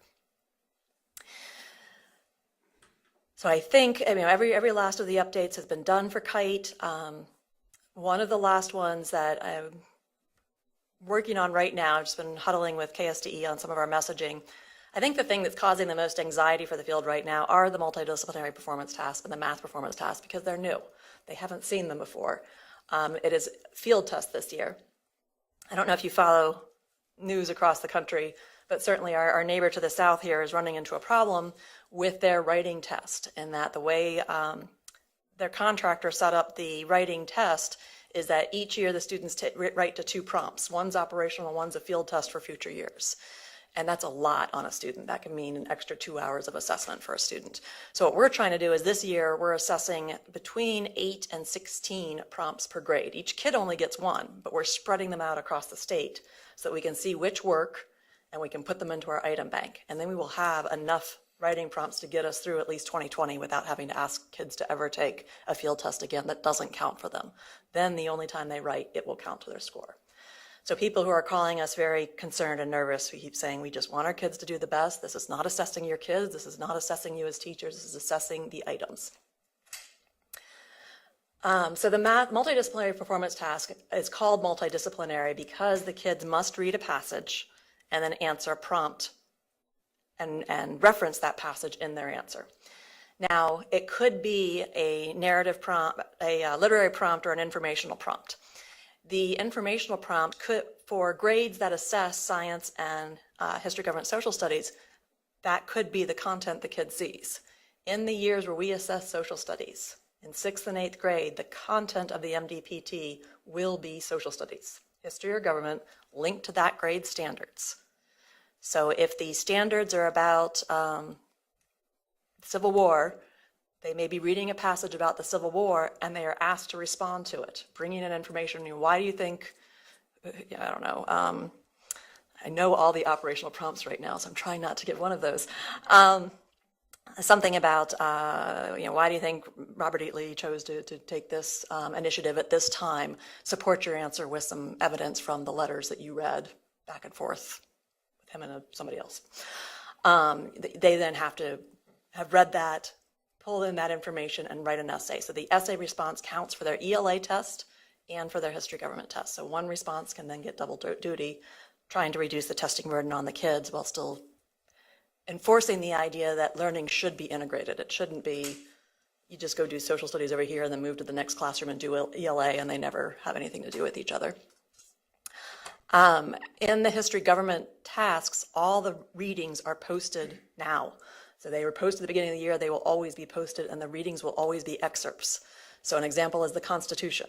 Kids that's in the history government social studies standards in Kansas. It is a document we've posted. Wherever we have permission, we've posted it with text-to-speech. We will braille it. Any way we can get these documents to the student. There may be papers they need to read, there may be speeches, but it's all posted ahead of time, and the passage that they read will be pulled from one of those documents. Science, it's much more about science literacy. Again, these are going to be in grades where we test science, but it'll be a scientific article from a peer-reviewed journal at their grade level on a topic that's appropriate for or aligned with the science standards for that grade. And again, they'll be asked to do some kind of an analysis. And then, of course, we have our ELA prompts where we could get a more of a literary analysis of author's point of view, but we are trying to get at more depth and understanding about what a student knows and can do. And I think there are a lot of us who feel strongly that it doesn't make sense to give a student a writing score or say that we can produce a valid writing score if we're not asking them to write. So this gives us the chance to write. Math performance tasks are... Can I Should I do that? Can I ask you a question first? Yeah, of course. On the writing, this is going to be scored by teachers. It's not going to be artificially scored by machines. Correct. Okay. Yeah. Let me finish math performance tasks, then I can talk about scoring. I'll add that in. That's a good point. Math performance tasks are scenario based. So let's say an example might be something like, I'm having a Super Bowl party. I'm inviting 6 of my friends over. We each say we can eat 3 pieces of large pizza. What's the minimum number of pizzas I should buy if each large pizza has 8 pieces in it? I'm making this complicated. But basically, how many pizzas do I need to feed my hungry friends with these parameters? Based on that, my friends say, let's all pitch in and make it the equal amount. Each piece of pizza costs $16.50, and I want to give a $5 tip. How much should each student contribute? Each friend contribute. Right there is what we call local independence. Means the answer to the first question will drive the answer to the second question. So the correct answer to my first question was you need to order 3 large pizzas to feed me and my 6 friends. If somebody said 2, because it's actually like 2 2/3 or something, if they said 2, they would get the first question wrong. If they used 2 in their second question and did all the math right but used 2 instead of 3, they would get the question right. Does that make sense? And that's one of the reasons it has to be hand scored right now, is the computer isn't smart enough to say, based on an earlier wrong answer, if I plug that in, did the student get the right answer on the second part? So we are presenting the performance tasks, and they keep going. There's at least 4 questions for each one of these, and sometimes it's a show your work. It might be maybe the next question, something about, I go online to order and I find out the pizza place is having a special of buy 2, get 1 free medium pizzas. Am I better off ordering medium or large? Here's the dimensions, here's the cost, what should I do? You have to find the area, you have to figure out the cost per area and figure out which is the right solution, explain your answer. So they're gonna have to either show me their work, writing equations and showing me their work, or they're gonna have to write out their answer saying, I think 3 larges is better than buy 2, get 1 free mediums because it won't be enough to feed the kids, or whatever it is. I'm making it up now. I have no idea where I've gone now. But there will be an answer explain or show your work, which is really starting from the formula all the way down to the final answer. That'll be the math performance task. So it is one scenario. So the student answers one set of these items that all fit in together. And it said it's between 4 and 7 items. But we're hand scoring, we have to hand score the explain your answer or show your work anyway, but we're hand scoring several of these that look like they can be machine scored because we want to make sure we don't double penalize a student for carrying a wrong answer forward. So hand scoring, we've actually subcontracted with a company called Questar up in Minnesota that has a platform already built to do scoring remotely. So we are working with them. So basically, our teachers will log in and go into the, it's called ScorePoint, the ScorePoint software, and they get trained. We are hoping to get a lot of student responses a week of March 9th, and then the next week typically is spring break for most kids. And at that point, we're going to start going through those responses pretty thoroughly and pulling ones that are, this is a really good example of 3 points, really good example of 2 points, and use that to train teachers how to score these. The teacher will get trained, get certified, which just means you take some essays that we've already scored, and they try and get the same answer we did and become certified. And then they can start reading essays and putting in scores. The system is set up for the MDPT. There are 4 dimensions we are scored on. Those rubrics are online. They do vary by grade span and by the type of writing prompt. So if the kids are writing a narrative, an informational, or I think it's evaluative, persuasive piece. So there's 9 rubrics, and those are online and available for people to look at today. The math is different because the rubric is the right answer, so we can't release those. In my case, the right answer, the first one is 3. I can't put out a rubric that says 3. Not helpful. So those right now, there are no rubrics. What I'm getting a little flack on right now is there's no practice tests. So I do apologize for that. We just got Kite able to allow students to enter equations Friday.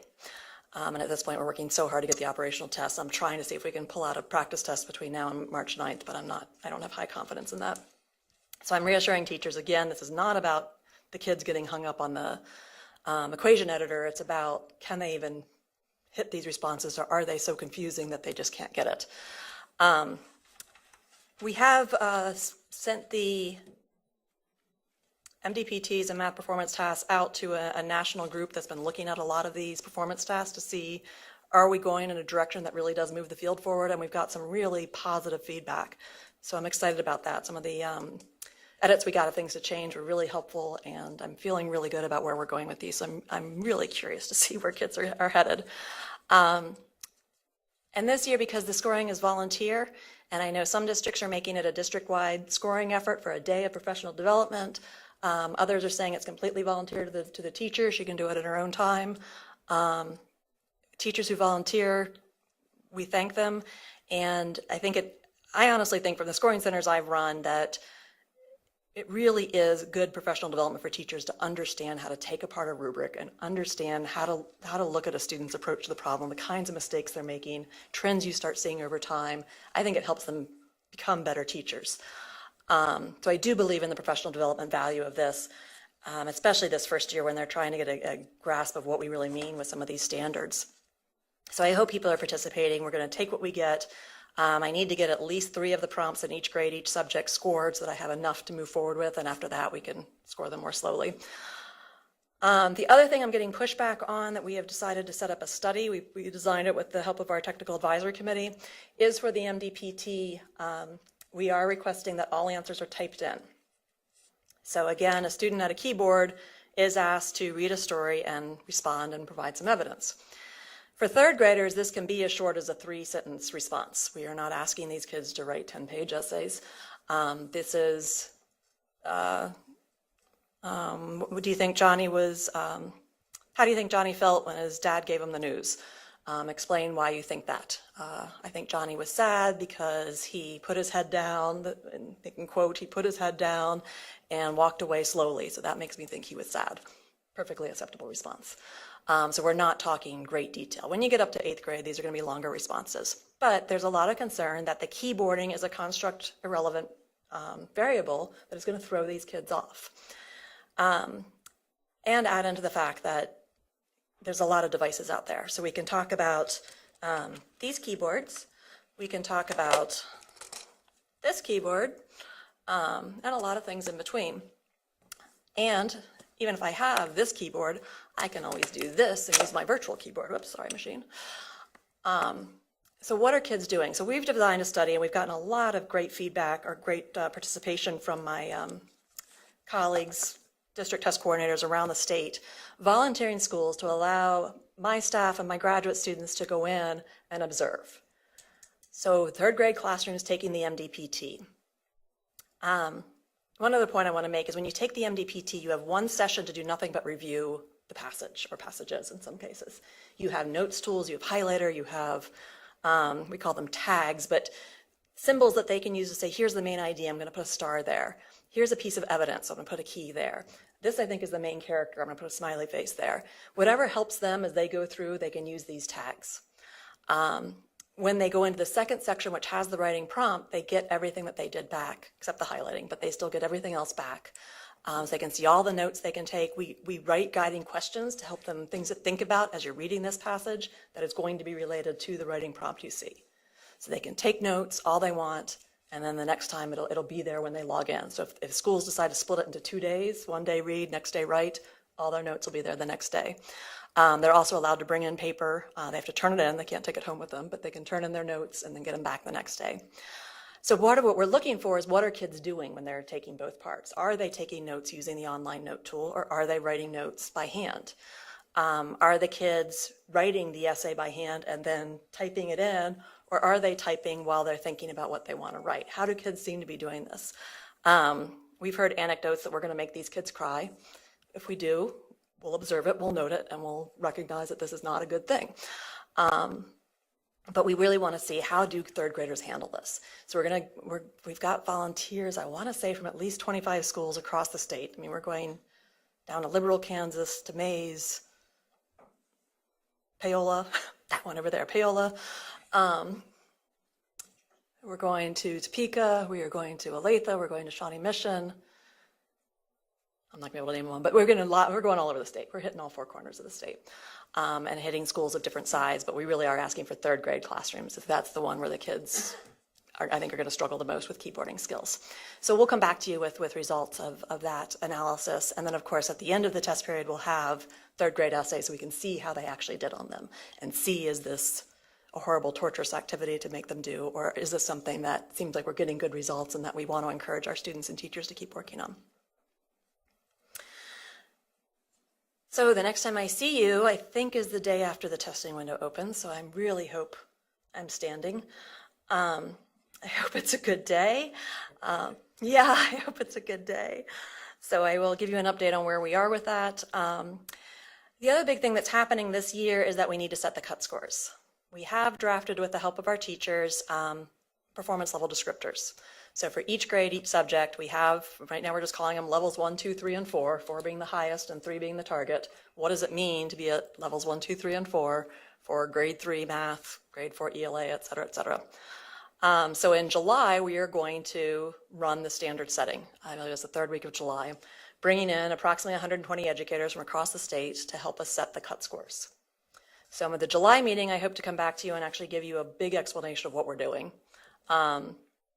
Invite you to observe as you wish, and then bring back to you in August the standard setting results. We'll work with KSDE to take the results. We're going to have some reviews of the results and then bring you the final recommendation of what the field has been saying that our cut scores should be, along with the performance level descriptors. Looking for an adoption in September. We're hoping as soon as we get a thumbs up vote, I'm going to talk about the alternative, but if we get a thumbs up vote, then we can press a button and start releasing recent reports. So that's our goal, is that we have the results beginning of the next school year. Done, Mr. Chair. Well, thank you very much. One thing that I don't want to respond to here is the hand scoring and districts using that as in service and participating in that. I know as a principal, I was part of, we were required to do that and to establish integrated reliability in terms of scoring. And I had to be a scorer as well. I became a better writer as a result. And I think we've gotten away from that in the last few years. And we have teachers that aren't as well versed in the writing and the techniques of writing and the rubrics of writing. It really does help you. It's one of the best in services that I've been part of in terms of assisting me. So, and I hope it helped the kids too. And it did. You know, to see everybody in the faculty involved with it was terrific. So that's a real positive. We are looking forward to good results this year and to a great report back. Sounds like we're getting the right kinds of problems and solving them. You know. Cool. Well, Kathy Bush. Thank you, Mr. Chair. Just some clarification. I guess, yep, that's on. Okay, so the multidisciplinary performance task on the literary side will be either based on some kind of social studies prompt or a science prompt, or it could be a literary prompt. Depends on the grade level. So third graders will not see science or social studies because it's not a test we give in third grade. They will see something literary, and that could be a fictional story, it could be non-fictional passage, or it could even be a poem, or perhaps even a play. So, and then you kind of explained it. So in one setting they'll read, and they can do all their notes and notating and stuff. And then the next session they'll come back, and with the prompt, their response to the prompt will be based on what they read in the article. Right. That they read. Right. And some interpretation as well. Right. And then the scoring is based on, and you said there's multiple rubrics, and is that because, like, there's a rubric for social studies, there's a rubric for science, or talk a little bit about the rubrics. Yep. So first of all, one way to divide it is there's a rubric for grades 3 through 5, Okay. a rubric for grades 6 through 8, and there will be a rubric for high school. That doesn't exist yet. And then secondly, it depends on whether we're asking the students to write a narrative response. So an example, so even a history government example, we could talk about some of the movement west in the early days of developing this country and say, hey, pretend that you have a family and you're moving them west and you have to fill your cupboard wagon. What would you put in it? What are the most important things you'd put in it and why? And they'd have to pull something from what they read about the story of people moving west, but it's a narrative. It's not they're just telling a story of what they would do. Okay. So the narrative will get one rubric. If they're actually writing an informational response, so an expository essay, that will be a second rubric. And if they're writing more of an evaluation, persuasive kind of a response, that'll be a third rubric. So all of them are public, and so it's matched. It depends on which response the kid gets. There'll be a rubric assigned to that. But they'll just get a score using one rubric per prompt. Yes, exactly. And the rubric itself has 4 dimensions that I am going to blank on. But they include conventions is one of them, obviously, but ability to provide to reference evidence or something like that is good. And one of the things that distinguishes between a low level of providing evidence and high is, are you just pulling in exact facts from the reading, or can you actually make inferences from what you've read and show how you made that inference from what you read and use that to support your reasoning? So can you state a claim? Can you provide the evidence? Can you provide the description? And then I think it's conventions, grammar type of thing. Okay, so on the math performance task, and that you said was scenario-based, there will be 4 to 7, like per Questions. sitting, or? Yeah, so it's one task. So each student has to take one task, and one task is really one scenario. And within that, there'll be 4 to 7 items that go like I said. So it's just, you first have to figure out how many pizzas to order, then have to figure out how much they cost, then figure out how much would it be per student, I don't have students or friends, I just have friends, per friend to pay for this. And then which is the better deal? So those might be the 4 questions, and you have an hour or a class period to answer those 4 questions that are all within the same scenario. Might some of that require some writing? It might be explain your answer. You know, Okay. why is this the best approach, or why did you choose that as your answer? So there might be some answer explain, or there might be show your work, in which case you have to type in the equations that you're using. So a certain amount of that will also be hand scored then? Yes, the whole thing, while there are certain pieces that can be hand scored, again, the whole thing will get a score to make sure that we are correctly, I said, if they got the first one wrong, that they are appropriately using the wrong answer and getting credit later if that's all they did wrong was plug in the wrong number from the first question. So that will be, each part of that has its own rubric. So if the first question will say the answer is 3, you either get it right, wrong, 0, 1.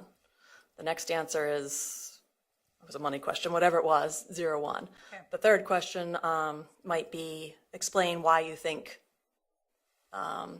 mediums is better than large, or whatever it was.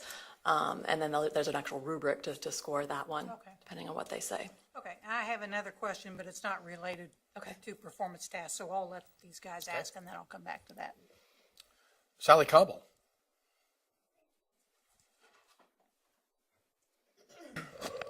I have 4 questions. Let's go to the kite client. When you were talking about the bandwidth, that you said some schools didn't have enough bandwidth, and they have to download something, or Download a local caching server.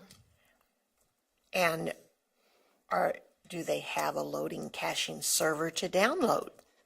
I didn't understand this until I got to KU either, but this is just a computer. One computer that's dedicated to the LCS. So it's not that they have to have a special piece of equipment.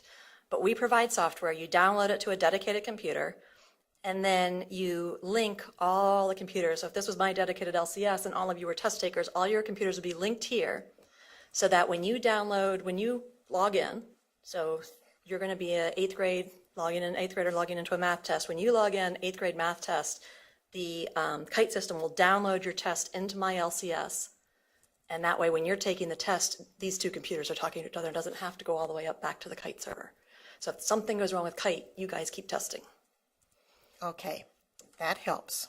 But with that question, that's not one of my, Uh-oh. That's a half. this is still about this issue. This is 1B.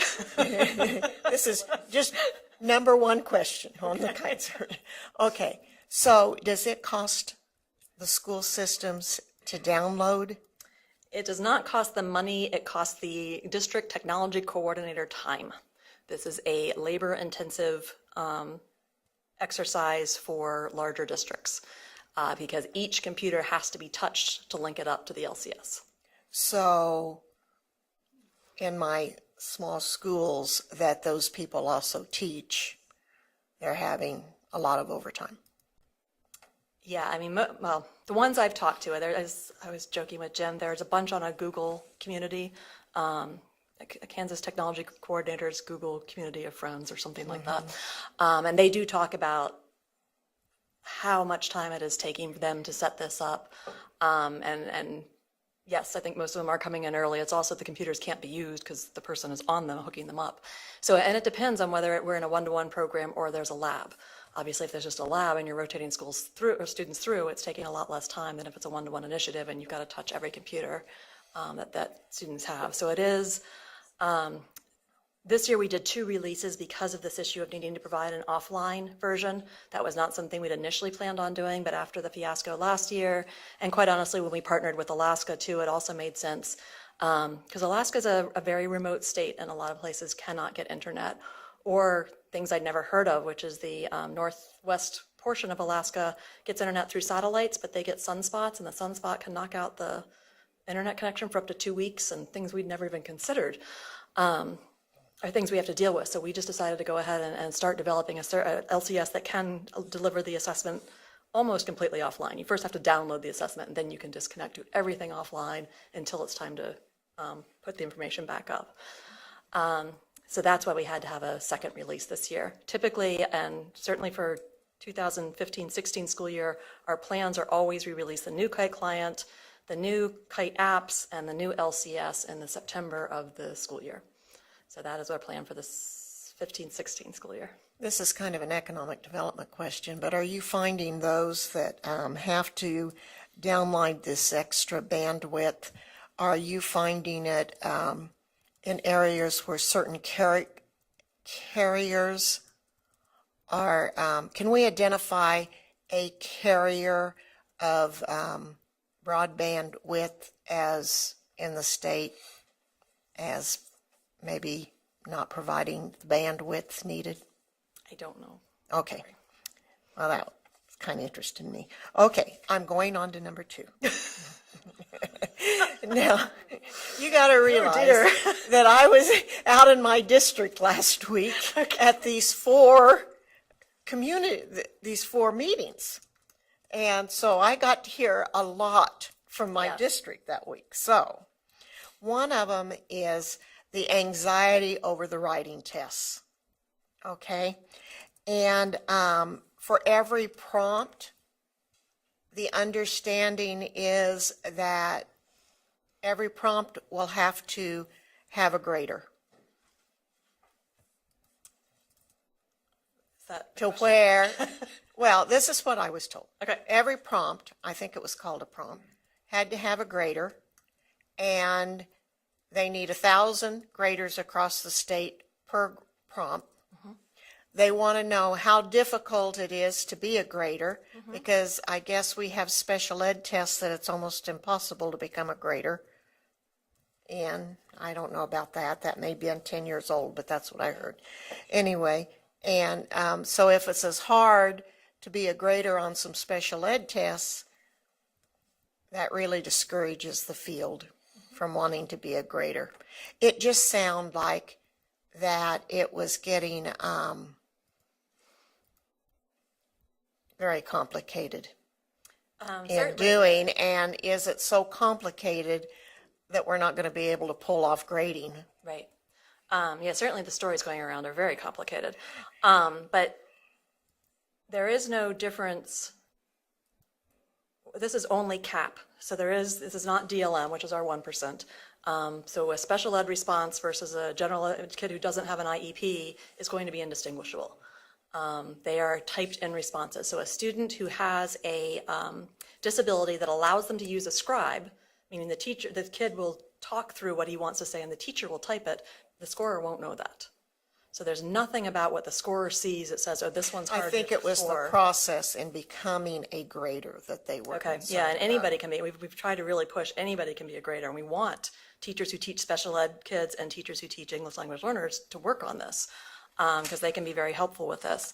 We, as I said, we are testing anywhere from, I think our lowest is 6 prompts and our highest is 14 prompts per grade per subject. I need 3 scored this year, and I need 1,000 responses scored. I need 3 per grade per subject this year, and 1,000 responses for each of those this year to create next year's test. If I get more than that, terrific. If I get less than that, then I will come up with a plan over the next year or 2 to make sure we have enough prompts to keep going without refield testing and putting more burden back on our students. Okay, so the 1,000 number is not how many graders that you actually need. No. It's how many test scores that you need to make something valid to help you prepare. Yes. And I heard that these tests this year are only for the sake of the test, Yes. not for the sake of the kids. Right. Because if you take. So it's a my- pilot again. If you take, my lowest is 6, and we've got 36,000 kids in a grade, that means I'm going to have 6,000 responses per prompt. And I'm only going to score 1,000 because at that point I'll know, is this prompt working or is this prompt a problem? And there's also an in-between thing, which is the prompt seems to be working. We need to tweak the rubric because we're not picking up on some of the distinctions that kids are making. They heard you need 1,000 graders per prompt, not a That thing. I'm thrilled, but no, that's not a That requirement. didn't seem very realistic to me. No. Okay. A comment about your third grade keyboarding. Are they timed? Is that a time test? It is not intended to be. Because of the way a lot of districts in Kansas assess, we try and make sure that each part, that means each ticket that a student gets, each part can be completed within a class period, assuming a class period is 50 to 55 minutes. But if a student needs extra time, we allow the student to have the extra time they need. It is not intended to be a time test. Well, I have a third grade grandchild. And at the beginning of the year, she was like this. But yesterday, when she was writing, she was using keyboarding. Now, I think she was slow, not because of the keys, but she's not an excellent speller, and she's a reader, but not a fast reader. So I wondered if she'll do fine. Yeah. I'm not worried about the third grade, because I don't think she's one of those knock it out of the park third graders. I think she's an average third grader, so I think we'll be okay. And the third question may not have anything to do. She knows enough not to ask it at this time because she knows what we're doing and understands it. I'm never given these boogers. I'm having to go through here. The other thing I heard all the time was the KELPA. Now, are you involved in the KELPA? No, ma'am. Okay. Who do I talk to about the KELPA? What did you hear about the KELPA? We are administering the KELPA P this year, which traditionally, it's a test that's been with us for some time. We used it as a screener. So our plan, so it was never really intended to be used as it's being used this year. I'm trying to guess what may be. No. They want to be able to give the KELPA anytime their kid is ready for the KELPA, rather than having to have a window of time that they use the KELPA. That's what I'm hearing. I delivered it. That's something that we will absolutely know. And with the proper system, as we move forward, having a screener that we anticipate will be part of the ELPA 21 test, that's. Okay, reason why they're saying that is by the time they do some of these tests and then the tests for the KELPA, the teachers would like more availability Absolutely. on when they can do that. It makes Because perfect sense. otherwise, they don't want to do it at all. Exactly, it makes perfect sense. And so I think we're going to need to watch that going down the line. I'm through, Mr. Chairman. I don't know. I don't know if I counted 4. Janet Waugh? I have one. We're counting. Thank you. And I don't know whether this is a question for you or maybe for Brad, so I'm going to ask for help here, but I'm here on the keyboarding also, because we've kind of had reports on this in the past, but I still have some concerns about this keyboarding. So I don't know whether we want a report from you or maybe something else going on, because I'm hearing such a diversity on this keyboarding, and kids are being provided with these computers and using so much computers, and I'm hearing so many of them are getting to junior and high school, and they're still this, they're not getting the actual keyboarding. And so I just wonder if that's something we need to look at, and Yeah, and I don't know, encourage. because the other thing that I saw in one school, I'm not gonna be able to remember which one that I was in, they bought keyboards that are meant for texters. So you actually hold your keyboard like this, and it's just like texting on a phone, and that's how you type. I don't know if that's where we're going. We need to have an update or something. I don't know. I just like to, because I have some Yeah. concerns on this, because I think I'm the one that brought it up in the past, because my daughter's a business teacher, so therefore I have a kind of a vested interest in it. But I'm still not hearing good reports as the students are moving forward on this, because since my daughter is that, I get a lot of calls from, with people concerned about this. So Anyway, that's my. It'll be interesting to see your Thank you. study. Yeah, I think it will be. I think so. I'd at least like to see yours, and maybe even we may go further. I don't know. Sure. Yeah, I've also been in communication with both Park and Smarter Balance to see if they've got any research on this issue or doing research, so we're talking about that. Because one of the issues is just keyboarding across the nation. I mean, these keyboards were designed so that you couldn't type too fast and jam the keys on all those old-fashioned Right. typewriters. I think most of us here probably used at some point. Now there's no issue of jamming those little keys as they flop up and hit the paper. So why do we have a keyboard that's meant to slow you down? Why don't we just redesign it to be as fast as efficient as possible and give everyone that? I don't know. I think it's a bigger issue, but I think testing is pushing it to the forefront. Well, I think it is, and I think they're teaching it, but they're not. Maybe they're not getting enough taught. And I understand they're also being taught by paras, and they're not being taught by certified licensed teachers. So, but I don't know all this. I've been told this. Kathy Bush? Okay, I'm back with my other question. Okay. I brought this up last time, but you weren't here.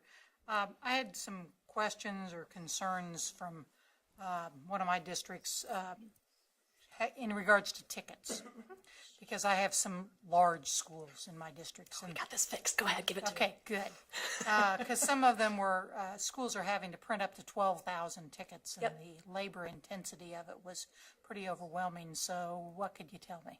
Okay, so on Friday, we released lots of new features for Kite, but two of which we did at the request of the CAC that I think is going to be huge for a lot of schools, especially the large schools, is we're providing two kinds of data extracts, which means you as both a building test coordinator or a district test coordinator can say, I want all the tickets for my school in a CSV file, So it'll upload and you can put it into Excel. You can sort it however you want, and you can just send it to your teachers and say, here's your third grade class, here's your whatever, and it gives them all their students' names and passwords. You still can use our traditional PDF file with all the tickets that you cut up and hand out to the kids, or you can sort it out on the Excel sheet, have it by classroom, any way you want. That is now available as of Friday. Okay, so that's a big upgrade. Yes. Are we working towards at some point in time that you'll just be able to, of course, maybe that Excel, you just give the kid the number and they log in with that number? The kids have a username and password that's good all year, and then it's the ticket number is for each section. Section. So part of it is we only want the child to receive the section they're going to do that day. Right. Because they could take the ticket number home at night and work Right. at home if they have the advanced copy. Okay. So we do want the teachers to control what the students get each day. So that system should be a considerable upgrade for a lot of Yes. districts. And the same thing, so while the kids are testing, then again, a principal, building test coordinator, district test coordinator can go in and see the status of all the kids in their building, in their district, and they can sort by class, they can sort by grade, they can sort by anything they want, by test, and also see how many sections are in progress, how many have been completed of the ones in progress, how far along are they. If they're using a PNP, what did they request? Are they requesting Braille? Are they requesting text-to-speech? All of that is now available for people to just go in and extract and use Okay, for their so own. that's really a considerable upgrade for them. Yeah, and that was, again, our CAC requested that, and we got it done Friday. Okay, great, thank you. Other questions? Well, thank you very much. Sure, because that was just slide one, so. That was slide one. Now we go to slide two. All right. Thank you. I will be very, very brief. That's what they all say. So I want to talk to you about two things today. One is the standards work that we're doing, and then the other is the accountability work that we're with the waiver renewal. The first is the interim commissioner talked to you about this morning, the standards review document that will be available on the website. This is another link to it if you just need another resource. I think he answered most of your questions this morning, but I'll be around when you take a break if you have any other questions on that. The other thing we're doing is we've worked since, we've had a group of people participating in a SCAS group for a couple years on implementation of the standards. And we were fortunate to have an advisory group called the Educational Delivery Institute, they're called EDI, come in last summer. They might have talked to some of you, in fact. They surveyed just a lot of people across the state to get some information about how we were doing with implementation of the standards. We've been working with them. They've been back to Kansas 3 other times. We've developed a plan. We're working on reviewing and analyzing how we rolled out the standards, how we were able to communicate with the field, how we communicated internally. And right now we're working on some feedback loops, so you might be asked some more questions. So I just wanted you to be aware that we're in the process of review. So we're reviewing what we have done, and we're in the process of reviewing the standards, and then we think that we'll be able to move forward with some good recommendations when it comes time to review the standards and how to roll out the changes and everything. The next thing I wanted to talk to you about was the actual waiver update. We're in the process of working on the revisions right now. We have a work group here at the agency. We have 3 or 4 different small groups working on different parts of it. It'll be a waiver application. Should the ESCA not get reauthorized, that we would continue with through 2018. It's an update of our current waiver. We're not rewriting anything. We're just making changes to it. And the deadline for submission is March 15th. I wish we had till May, March 15th. And a group of us will be going to Dallas to meet with some people to review our plan and everything March 5th. So next time I meet with you, I should be able to share with you the status of what we're actually submitting. The waiver, as you know, the sections we're updating. The standards review, I've talked to you a little bit about that. The differentiated support, we're still really pushing the MTSS model. Updating determinations, and that goes with 2A, D, and E, and F, which would be how we determine the priority and focus schools and the at-watch schools. And we'll have to look at the reward schools also. So what you need to know, the most important thing to know, is that this is the first year of our new window, of our new test. So there won't be any determination made at the end of this year. We have the test date, it'll be year 1. Okay, so in the old waiver, the old test, we had a lot of years of data to look at. Now we're starting over brand new with year 1, our baseline year. There isn't any way to reduce non-proficient when we don't know how many non-proficient schools there are. There isn't any way to reduce the gap when we don't know what the gap might be. So this will be year 1 in the waiver, and then next year we'll have 2 data points. Now we would prefer to have more than 2 data points, but we may have to make a few determinations on 2 data points next year. So it will be summer of 2016 before we would be able to identify any new priority or focus schools based on 2 years worth of data. So that's all I had on the waiver update, unless you have some questions. Kathy Bush? You know I'm going to have a question on the priority or focus schools. I just hope sometime, some way, somehow we're able to get away from the naughty and nice list. And because working with schools who've been identified as either priority or focus, lots of times these are some of the best instruction I've seen in these schools, just because of some of their situations. Maybe somebody talked earlier about kind of where they started, that they're making tremendous progress, but maybe they haven't met some arbitrary benchmark. So I don't know how this is going to look, and I know the feds have a huge say in this, but I still feel like this is almost a naughty and nice list, and you know that's just not right. It isn't, but the API is not going away. We will have the API, so buildings will get rewarded for making progress regardless of where they start to where they move. It's just that this is going to be the baseline year, and where they go. I mean, obviously we would like more data points before we have to make decisions on schools than just 2. We would like to give everyone an opportunity to demonstrate what they're doing before we're ever forced to make a list. And that's what we'll try very hard to get.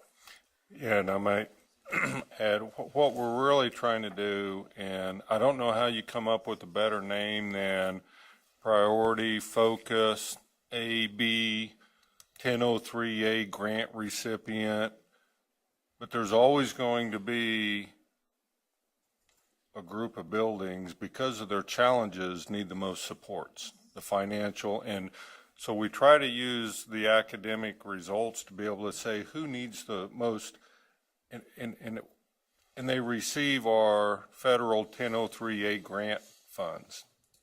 I wish we could just call them grant recipients, but then someone will go, well, what, you know.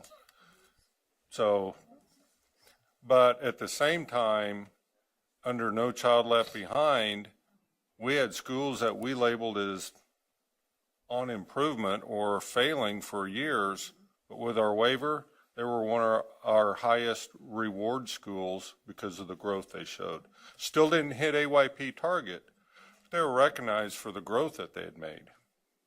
It'll just take a few years to get back to that point with the new assessment. Thank you very much. Dr. Smith, your turn. My turn. Back again. There is one, as Beth mentioned, what we're doing with a waiver is largely a matter of updating it, adjusting timelines, priority and focused schools she mentioned. However, there is or there will be one new section, and that's what you are looking at now. This has to do with how we will incorporate the Coalition for Innovative Schools as a pilot coalition. That will be inserted into our waiver. So what I've tried to do is set out, mission is my word, but this captures the vote of that coalition. As you can see, the Coalition for Innovative Schools met January 15 and established the following as goals for assessments. To meet these goals, the coalition proposed an innovative assessment schedule. Kansas will propose the CIS as a pilot in the waiver. And so in italics there, you can see that their goal is to shrink the footprint of state assessments required by state regulations and federal IDEA law in order to increase instructional time. And the second bullet, distinguish between one, local assessments selected by districts that provide LEAs with timely instructional feedback on local populations of students, from two, in other words, these were set out in contradistinction, to large-scale state assessments administered for building and district level accountability. So pursuant to this, they proposed a schedule, an assessment schedule, and here it is. So here it is. Here it is. I can't underscore enough that this is just for the 6 districts in the coalition, and this will be added to our waiver. And you can see there ELA, English Language Arts, Mathematics and Science, and local would mean some local assessment.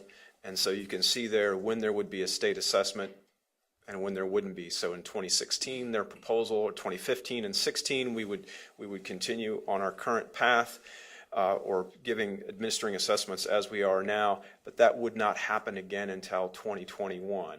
In the interim, they would rely on local assessments, local measures.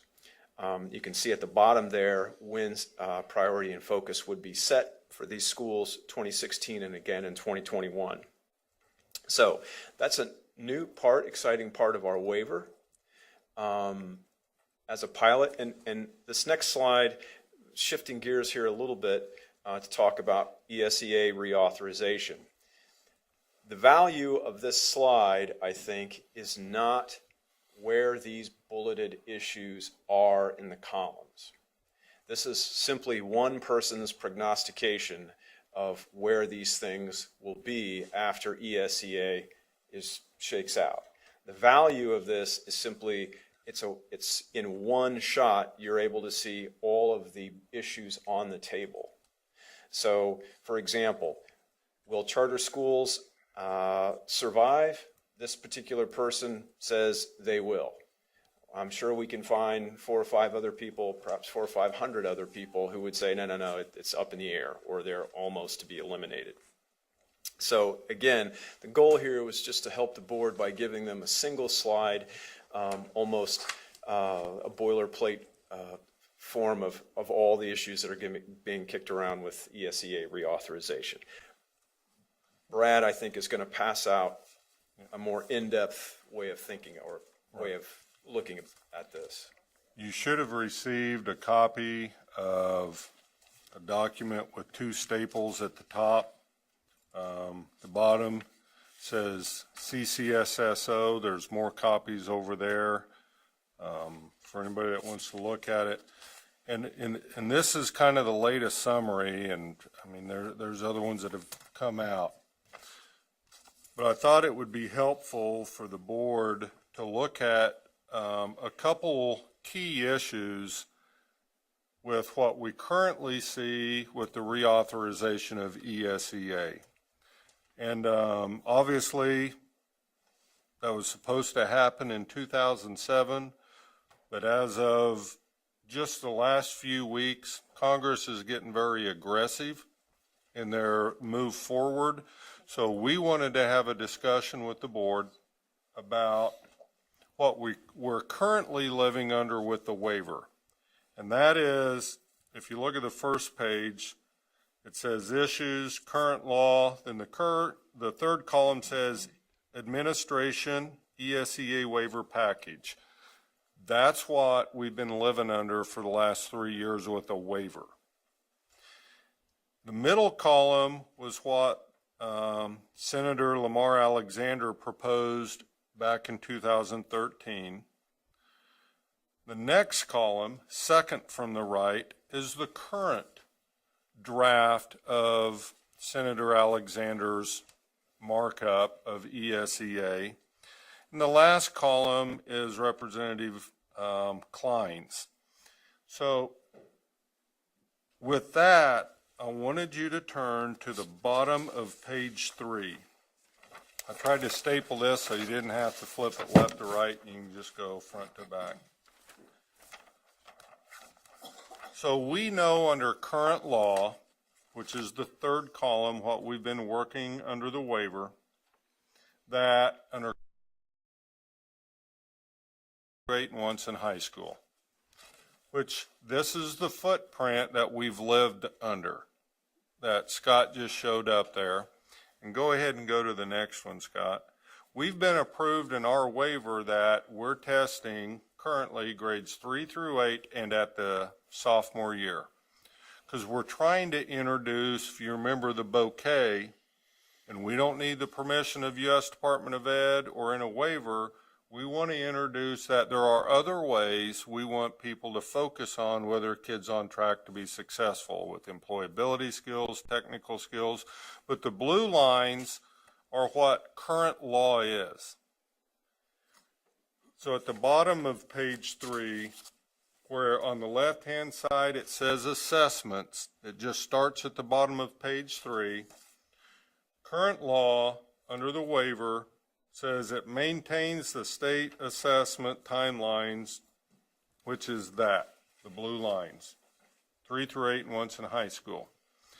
If you go over to Senator Alexander's bill to the right and actually flip to page 4 in that column, Senator Alexander currently is proposing maybe some options that states could look at, which if you look up on the slide now, and let's just pick math, we have available grades 3 through 8 and once in high school, but we could at a state level look at an option of just requiring for accountability 1 grade in elementary, 1 in middle school, and 1 in high school. But for school districts, we have a 3rd, 5th, 6th, 8th to be used for instructional, to be used to know whether a student is on track, and it's up to the so there's options. So Alexander's kind of gives some options for states. So if, as a state, we supported that, then we could look at it as a state. Do we want to look at something like this?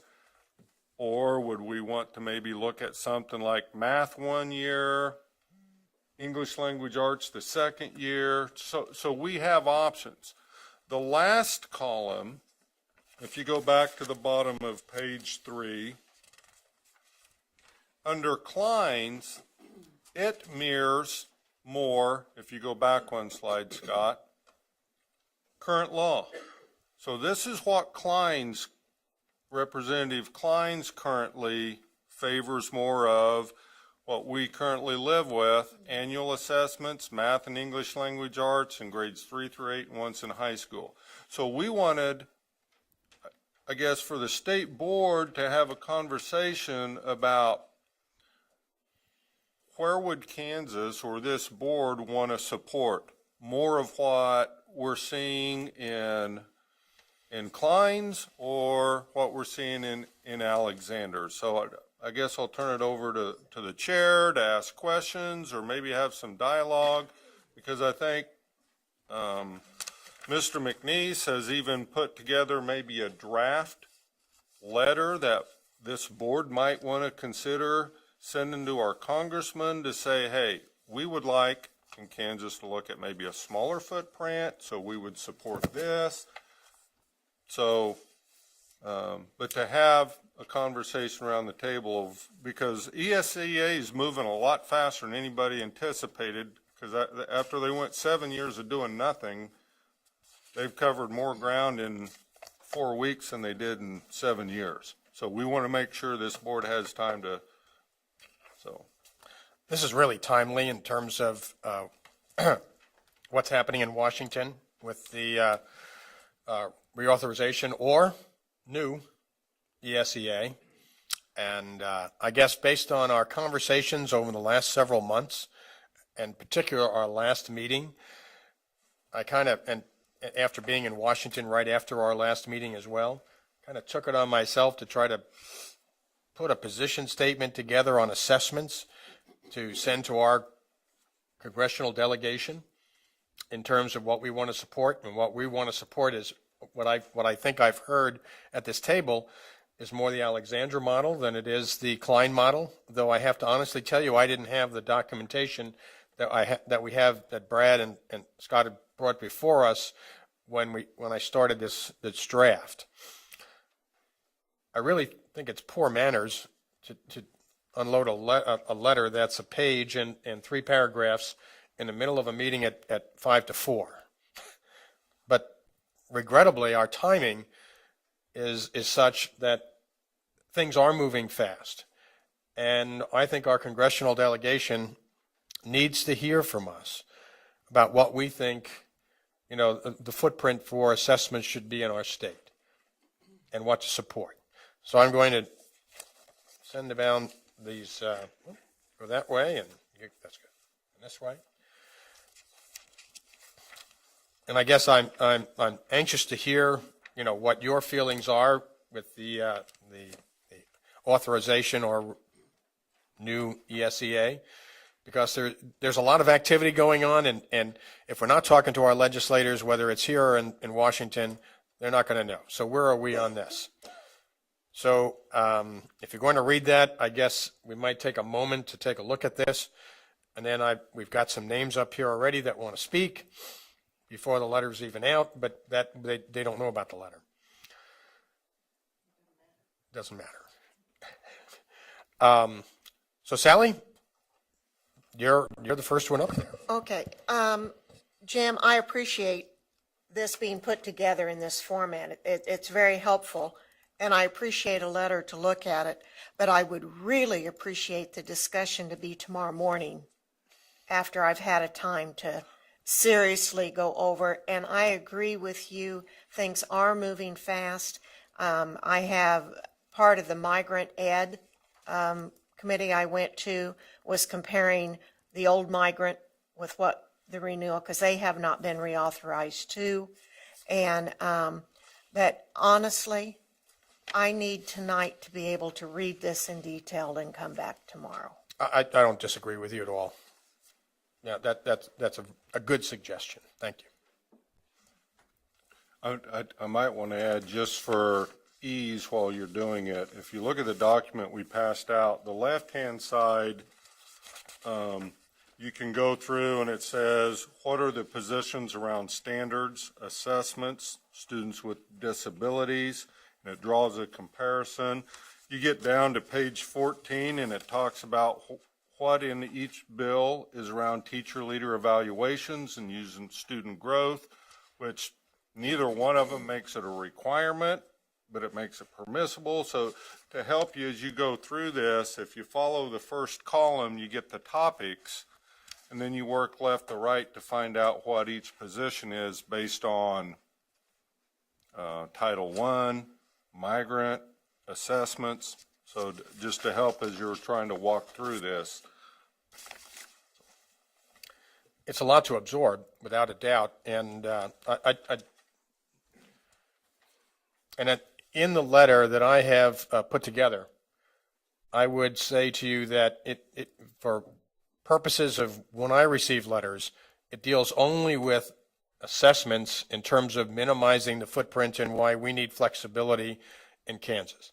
And it kind of supports, it doesn't come out and say we have a plan like we do actually for the innovative districts, but it just says we want flexibility. We want high levels of accountability. We want to assess our students on a regular basis and report to parents and to community, as well as to state and national. But at the same time, what we need is more control in Kansas, and we need to have our delegation know that where we stand. You know,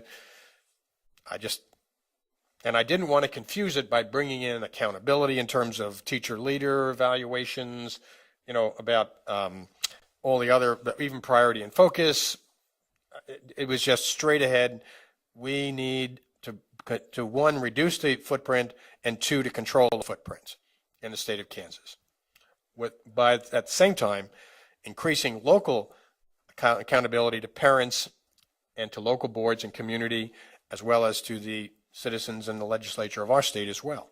So, Sally, I take to heart what you said, and I do feel bad that at 4:00 in the afternoon we're distributing a letter that, you know, puts us on the line, and I had no expectation that we would make a decision on whether to go forward or not until after we had had more discussion on this. So I think that in terms of that letter, as well as the information that Brad has provided us here in this document on the renewal and comparisons of Alexander and Klein proposals, that we have a lot to read over, you know, and to think about before we really get into an animated discussion on this.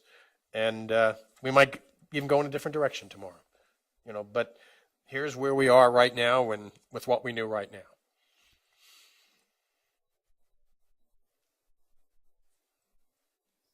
Okay, Mr. Roberts, Steve Roberts. Thank you, Mr. Chair. The striking thing that I see about this graphic are the vertical bars that say grade and then the ordinal number. As I think about, you know, where we could take standards to serve all of our citizens, one of the things that I think about almost all the time is taking the birthday out of the equation.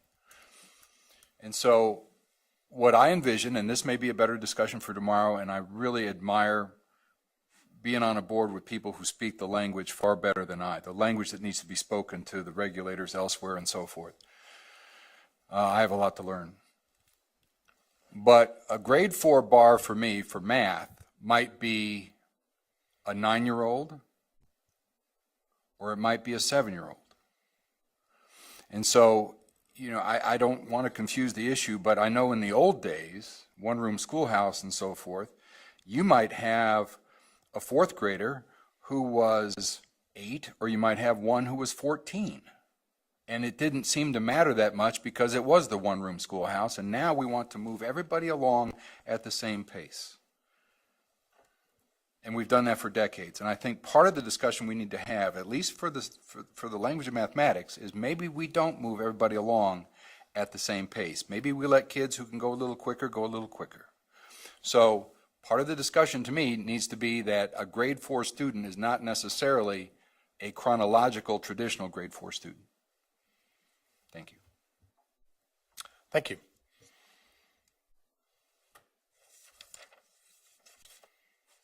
This is kind of uncharted territory.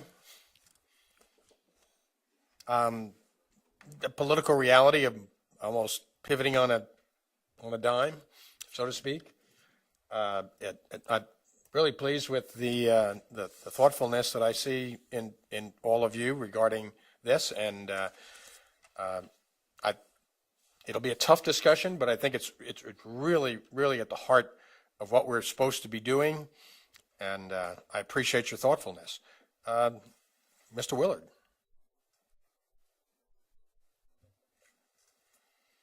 Thank you, Mr. Chair. I appreciate the effort of the draft. Unfortunately, the only opportunity I had to read and digest it was when I was driving, and that wasn't a good idea. No, don't do that. So I didn't In the fog. spend a lot of time on it. But my thought on it is this, without further assimilation of it, is that it's a good idea. It needs to be maybe more succinct in saying that our main focus as far as assessments is to reduce that footprint. And I think it would be a good idea, along with that, to show an example of what we're piloting in wanting to pilot in our waiver for the innovative districts as an example of the kind of reduction that we think would be profitable. I'm reluctant to say do this and don't do this in a letter to these people, but to suggest that this is a way we see forward that could help us and reduce the awful burden of financial burden and the time burden on students of assessing 7 out of 12 years of their school experience. So I think that you're on the right track. I just think we need to think it a little bit and have an example of what we mean by it. And I think Alexander's approach makes good sense. And what we're talking about with the pilot, our pilot kind of comports with that. So that would give us some reference point to what they're thinking already, what we're proposing, a comparison, contrast and comparison with that. And then we can't direct how that reduced footprint is going to be. We can show how we would like it to be, but that needs to be our key touchstone, is we need to reduce that assessment footprint in order to get the job done. There are a number of people in Washington and that I know for a fact who like this footprint that we currently have and think that we need to just double down on it. I had some conversations when I was in D.C. last time, which I was a bit surprised about, because I thought it was pretty commonly understood by people in the education that this footprint was a little too heavy, but it's not. So, and as you can see, Klein wants to maintain what we have. So I just think we need to come down on the camps that are there in support of the Alexander's approach, and maybe show an example that we think could work. So I've made that circle about 2 or 3 times. Maybe you understood what I said. Well, I think we're talking about the same thing, and I think one of the things that we could look at, because actually, no offense to PowerPoints and such, but Scott, the presentation of what the plan was and for the innovative districts that we were proposing, I know what it is, and I couldn't read it on your PowerPoint. I like that slide. I think that. You liked it? Okay. I'd like to get it produced and before we leave here. But what we wanted to do today is, regardless of the letter, have a conversation about how we would want to move forward under ESEA. And when you look at what, for example, Alexander is proposing, is to be able to say we support that, because what he's saying is then Kansas then could then propose how we would want to do it. We wouldn't have to today, but that could be an example, the one with the red lines. This is the one. The only thing that I would say would be an issue with this one is it's not an annual. And what I look at Alexander's, if you go to the footprint one, this is still an annual, but it cuts the footprint from 7 to 3. So, but we thought maybe today the board could at least have a conversation about what message would we want to send our congressman about an assessment footprint that kind of aligns with what we're seeing their conversation being right now.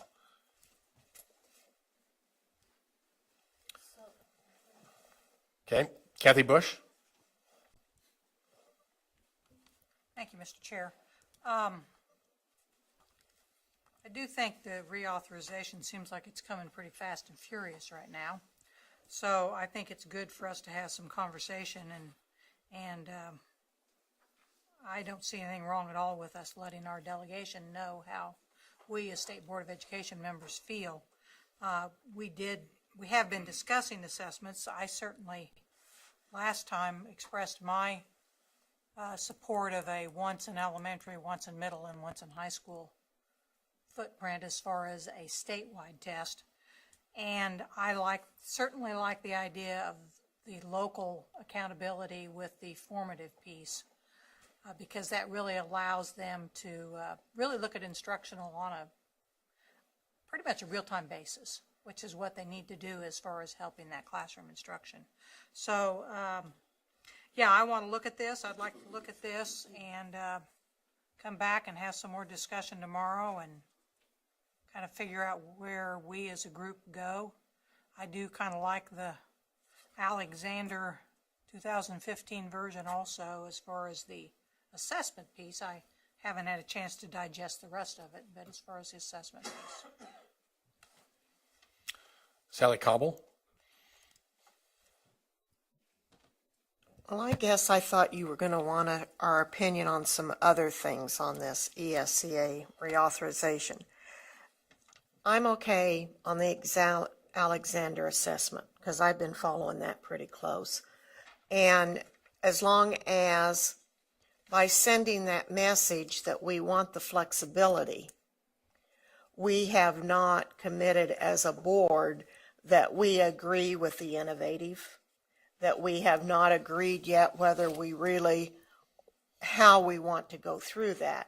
I think the federal government should be flexible, like in the Alexander. I can make that decision today. But I think it's equally as important that we send to our representatives how we feel on these other issues also. And one reason is I was speaking to Senator Roberts' office this morning on the phone, and we've got several issues that they actually want to know our opinion on. And so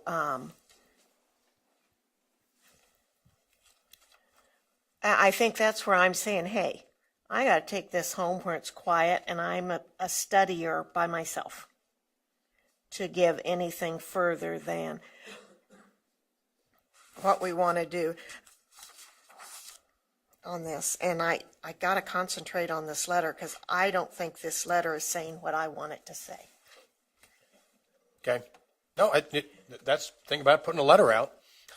No, I don't want to throw the letter out. I'm just saying. I'm just, when you put it out, you get well, feedback. I think this is great, and I'm glad you're having us do this.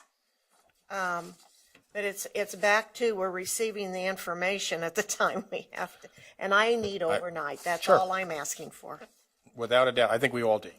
Okay. You know, and Ken's right. You don't want to be reading this on the road. You know, you want to give it some direct attention. You know, in an environment that you can come back and have a good conversation. Dina Horst. Thank you.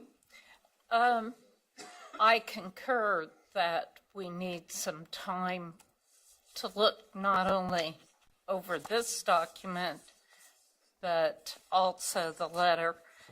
And I would agree that it may be better to have it a little more succinct so it will catch the attention of the individuals who are very busy, and bullet points may catch their attention a little more quickly. But I think when I was looking at the the page that I have pulled up and what our board goal is, I think is very appropriate to maybe put in this letter, that we provide a flexible and efficient delivery system to meet our students' varied and changing needs. So to me, that's really the crux of what we're talking about. So perhaps we already have some language that would be succinct too that we could use. Thank you. Thank you. And Dean, I agree with you. You know, you need to be direct, not coy. And that's why in the first sentence, I basically said where we stand. Actually, I thought of ending right there. You know, they're probably not going to read much, but I would tell you their aides will probably read it and then give them a feedback on it. But clearly, it states that we want to reduce the size of the footprint here and the number of summative assessments required under ESEA.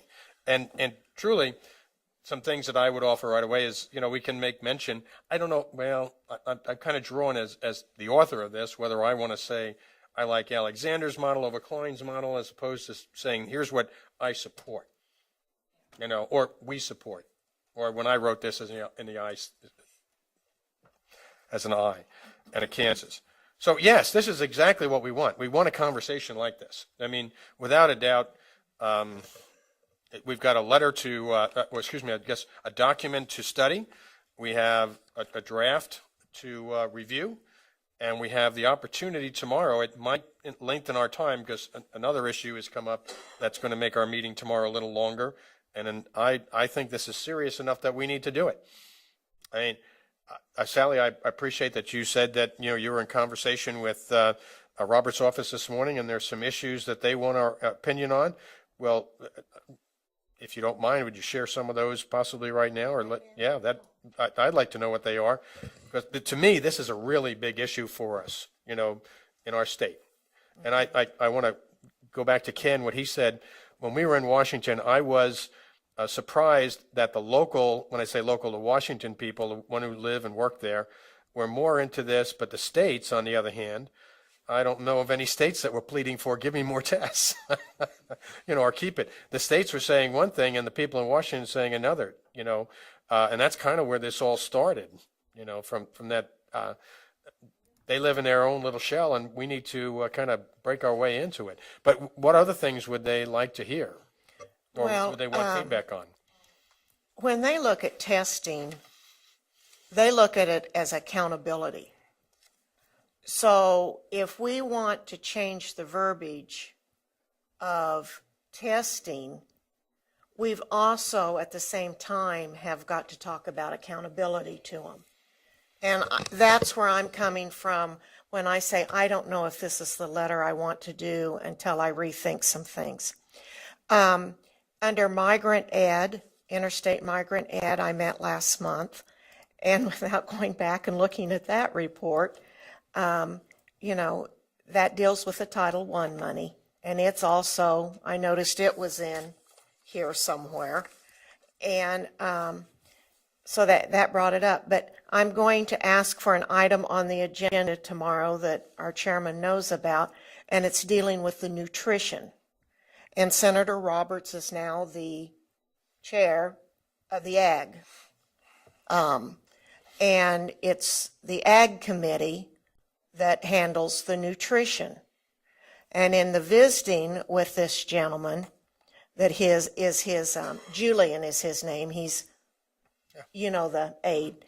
Anyway, he wants us to also let him know about other issues in this nutrition policy that needs to be changed. And so that was going to be a board report of mine tomorrow. And we know that we were against that whole policy we worked on it. Some of you weren't on the board at the time, but remember when the policy was going through, we said that it really didn't take into our farm boys and the calories. And they would like to know some things about that. And I can think of off the top of my head about 3 of them, but I wouldn't want to talk to Julian about those without bringing them to you guys. And so, and it has to do with calorie intake, how they figure that. A lot different than I was taught. The other is how much more are our schools having to put in from the general fund to help with the cost, or our state, because they're not fully funding that program. And in times of efficiency, or at least when the bottom line counts, it's a problem for our schools. And then this thing I want to add tomorrow to help with the waiver, because it never considered a time zone. And so it was a poor policy. And they know it was a poor policy, and they want us to give some ideas on that. So we've been asked to do some things that, I don't know what you want to do with that, Mr. Chairman. That's the answer to my question. Thank you. No, that's just fine. Thank you. So I guess in the situation we're in right now, let me see if I can bring it together. One is we had an excellent report from Dr. Smith, and thank you on the renewal and such, and we're looking forward to ESA waiver, but we're also thinking strongly about, what our future status is with assessments overall in the future, especially as they in Washington are about to push forward, and as much as they're moving fast, they could stop on a dime in a moment, and it could just change. But right now, all indicators are signaling that if you're not going to get your 2 cents in right now, it's not going to happen. Information continues to arise, and in the fact that we now have a document that compares the 2 bills, that's a really good start. And we have a draft of a letter, and we've already had some suggestions for additions. I do want to caution you, as from having experience doing some of this, that when a committee builds an elephant, it can look pretty different from the elephant that maybe I thought we were going to have. Okay? I think there's 2 things I would caution us on here. One is it needs to be brief. And when I say brief, this is a little long for me, but it needs to be a direct message of what we want. And for the congressman or for a senator, they need to know and be able to say emphatically, the State Board of Kansas stands for this. The rest of it is, the background is for the aides to then make it work. And they're the ones that are going to read the letter and then tell them what they stand for. As we all know, I think we need to mark out our territory of where we stand, and assessments is one of those. There's many other areas we could certainly get into, and Sally's brought up a few, and some other areas like nutrition that we need to also provide feedback. But I guess my sense is that right now we want to take a look at the materials, come back tomorrow, talk about it, look at the letter, look at the materials, and bring back your recommendations and your thoughts. Does that work? Okay. Jim said it's okay, so can we take a break? I'm going to tell you that not only are we going to take a break, but as things move quickly in the world, Dale Dennis is not available for his legislative brief. He's been called over across the street. I'm not sure exactly what it is, but Dale thought it was really important to be there. And they thought it was really important that he was there, so he asked if he could give his legislative report tomorrow. And I took my authority, or whatever authority I thought I had, and said, yes, go there. because they want him, and he needs to be there. Okay, so not only we will take a break, but in just a moment, we're going to adjourn. Because really, that was the end of our agenda, but before we, oh, excuse me. We still had, act on the 13 and 14. Oh, man, I thought we were going to get out of here. Oh, I thought Dale was, oh, right, I'm sorry. So, I'll tell you what, Janet, let's take how much longer break do you need? Okay, 4:30, we'll be back here, and, or we'll look for you. 4:30. Thank you very much. And thank you for the good discussion. Very good. And to Mary Ann and Bev and Scott, thank you very much. Great report. Once again, we look forward, Mary Ann, and to updates in the future. Nice to hear that they're having problems that we can actually solve. Good work. Yeah, thanks.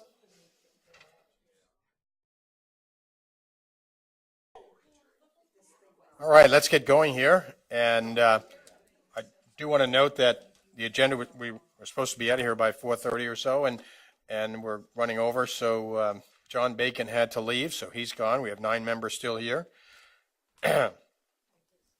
Our next item is to act on the specifications for the state board attorney contract.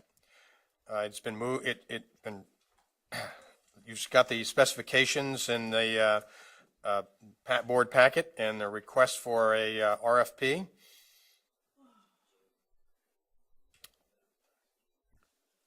And I guess I would be. Are there any questions, comments? Mr. Chair? Yes. Oh, I'm sorry. To make a motion, because I couldn't. So we're ready for a motion? I move that the Kansas State Board of Education approve specifications to be used in the request for proposal process for selecting the State Board of Education attorney. Pursuant to state law, the RFP process will be conducted by the Kansas Department of Administration, Office, Procurement, and Contracts. We have a motion on the floor. Do we have a second? Dina Horst, second. Any questions, comments? Hearing none, I'll call for a vote. Those in favor, please raise your right hand. Those opposed? Same sign. It's a 9-0.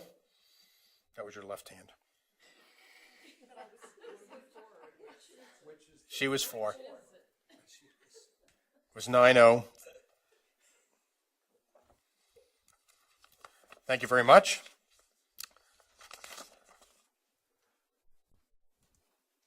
Next, we have the consent agenda.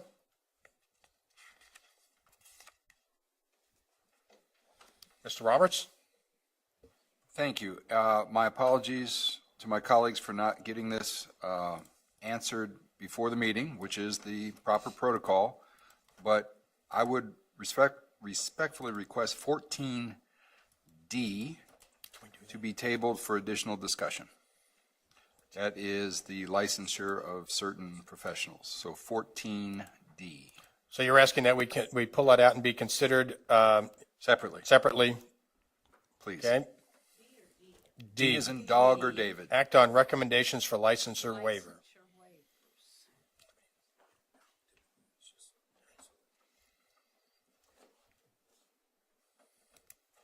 So if I had to make a motion, I would move that we approve the consent agenda apart from 14D.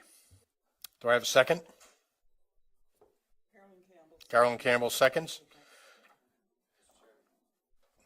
Mr. Willard? I would like to vote separately on item G as well. If that could be amended into the motion, that would be satisfactory. Item G individually or item G altogether on the bonds? Altogether. Item G as a whole.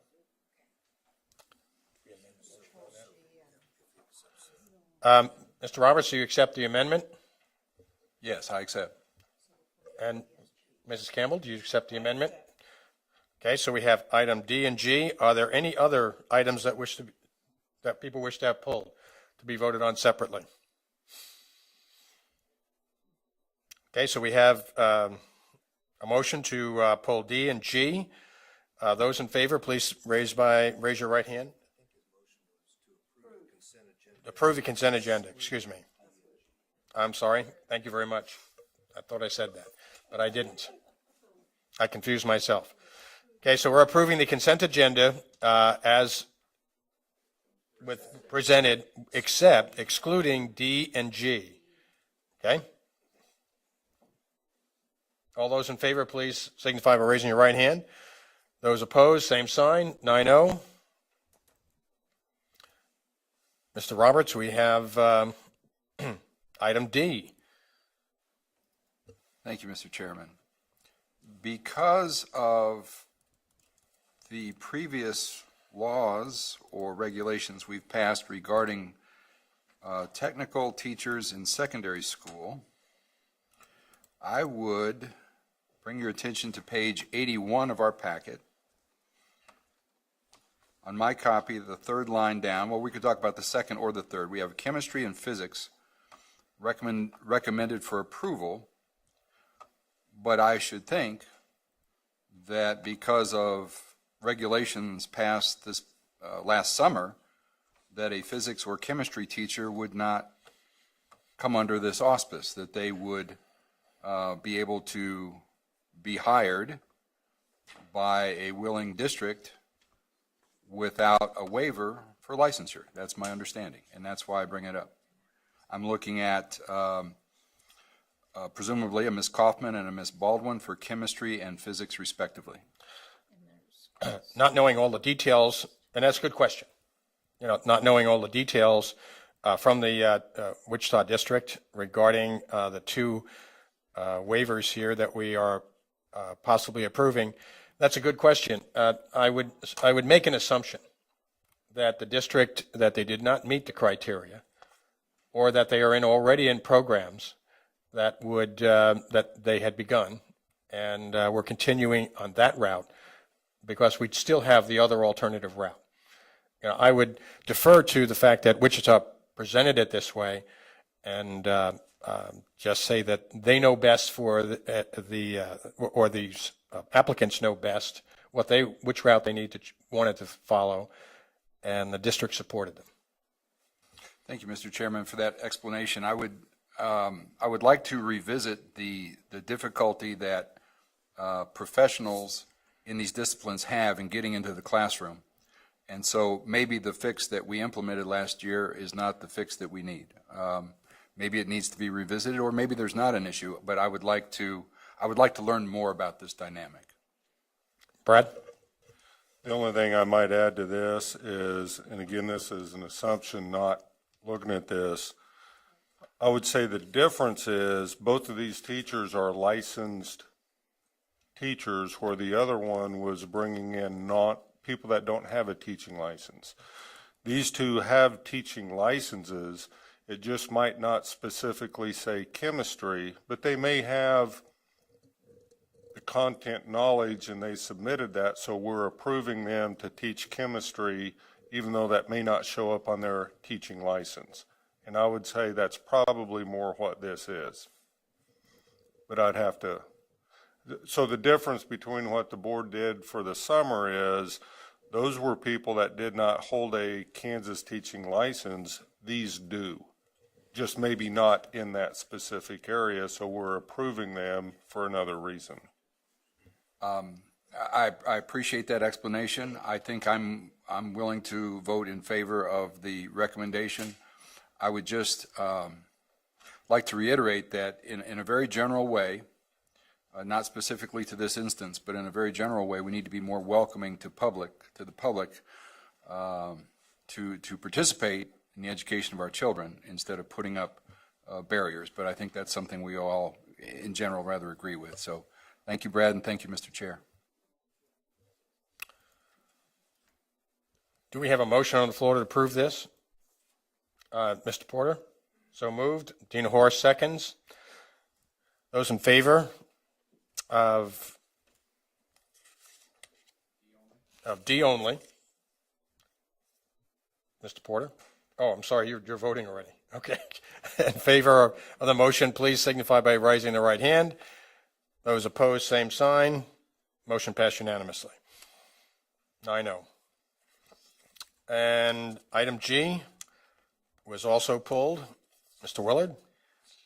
Yes, Mr. Chair, my reason for pulling this is not to object to the bond issues, but just to recognize the issue that that this presents to the state as a whole. It represents an open line in the state checkbook so that anybody can fill in whatever they want to there, and the legislature is somehow bound to write the check for that. And so while that's the way things are, that's the way the statutes are set right now, I really think that that needs to be a part of a new finance formula that's put together somehow or other. Personally, if I were trying to deal with the mess across the street that they are, I would ask for a moratorium on new bond issues until we can get a new baseline and a new way to go forward. So I'm not, that's not a legislative agenda or anything like that. I won't vote for this. I may abstain, just as a statement that I think that this is an unwieldy and unpredictable piece of our financial house that needs to be gotten hold of in some way. So that's. It probably made sense to someone in some time past when the legislature passed this, and it made sense. Right. And it was a way to assist districts, with capital improvements in terms of bond issues. Right. It was a way to return money to the funds from the state, to a local community. And there have been quite a number of bond issues that have been passed by local communities, local districts, and using that formula as a way to incentivize the bond, which was the intent originally, though that intent seems, there are those who would be opposed to that intent today. Right. And it would be the legislature's responsibility to address that. Exactly. Okay. Well, thank you for making your point. I just want to go on record as supporting a fix for that, what I view as an open line in our checkbook. Okay. Sally Cobble? I'm not in total agreement with Ken on what he's saying on that. All we are approving is the school districts to have the right to vote. We are not approving the money, but we're allowing voters to have the say in what goes on in their local control. That's all we're voting on. And I don't want to discourage anyone from being able to vote whether they want the taxes in the whole of the government or not. And so I'll be in support of that. I think it's part of our local control, and our part of it is only to allow the locals to vote. That's all we approve. Okay. Thank you very much. Do I have a motion on the floor to approve a consent agenda item G that was pulled? I'll move it. Sally Cobble moves. I need a second. Is there a second? Janet Waugh seconds. Call for the vote. All those in favor, please signify by raising your right hand. We're going to have to count these. 1, 2, 3, 4, 5, 6, 7. Okay. Those opposed? Those who abstain? 2.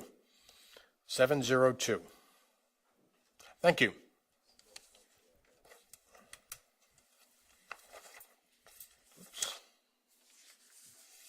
The majority of the ones haven't passed lately. We're about to adjourn, and tonight we have our a joint meeting, which we're having I guess it is a continuation of the meeting when we recess with with House and Senate education members. I'm not sure how many are going to be there, but I believe a fair number have agreed to attend. We're going to be at the Topeka Country Club.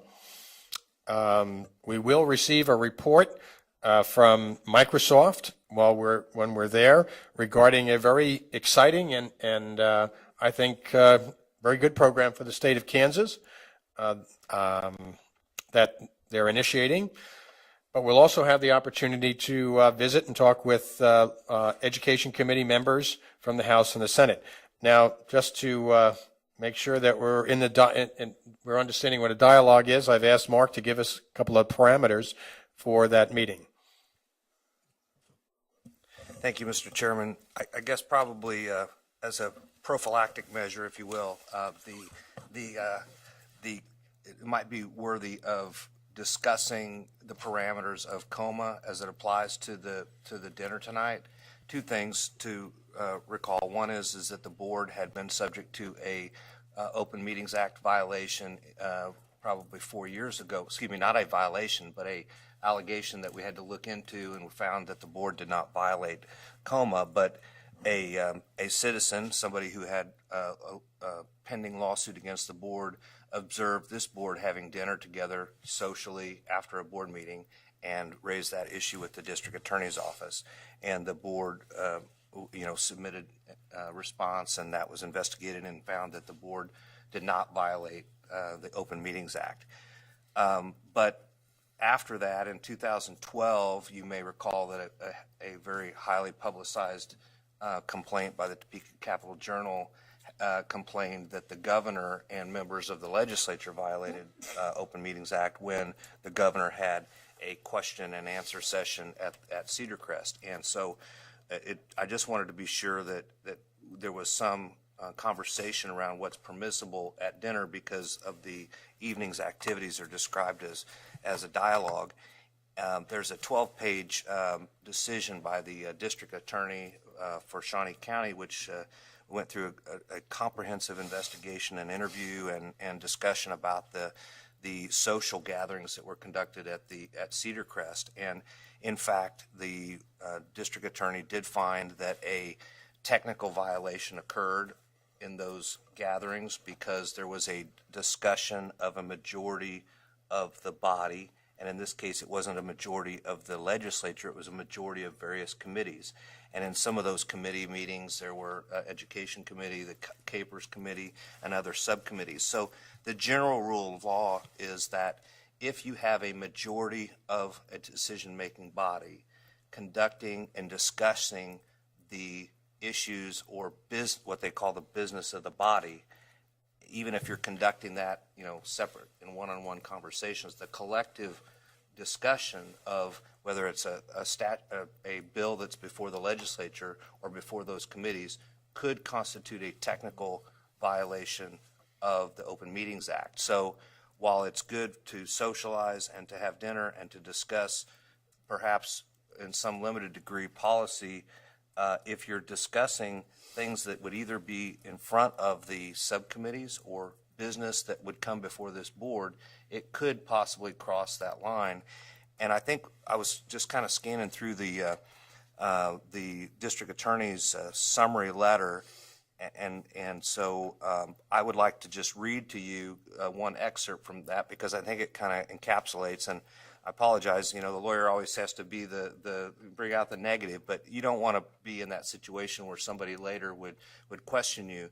And one of the things that the district attorney pointed out is that when they interviewed all of this, 90-some people who had been through all these meetings, the district attorney commented that the legislators didn't have a real true understanding about the limitations of COMA, and said that they were required to go through training. And so one of the things that I think the district attorney found to be objectionable was that they really didn't understand the limits of what they could and couldn't talk about. So I think that's why I say it's something that could be avoided if we just have another couple minutes of discussion and training on that. But I'm just going to, if you permit me, I'm going to read from this letter, because I think it kind of encapsulates the scope.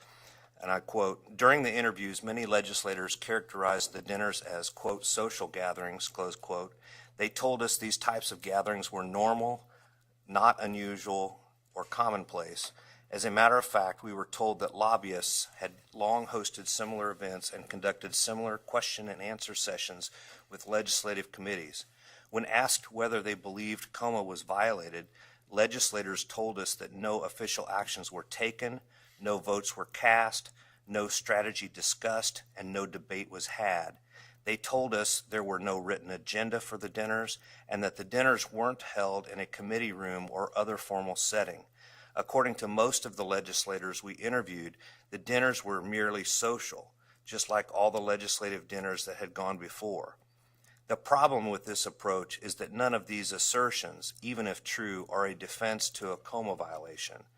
A prearranged gathering where the business of the body is discussed by a majority of that body is a violation of COMA.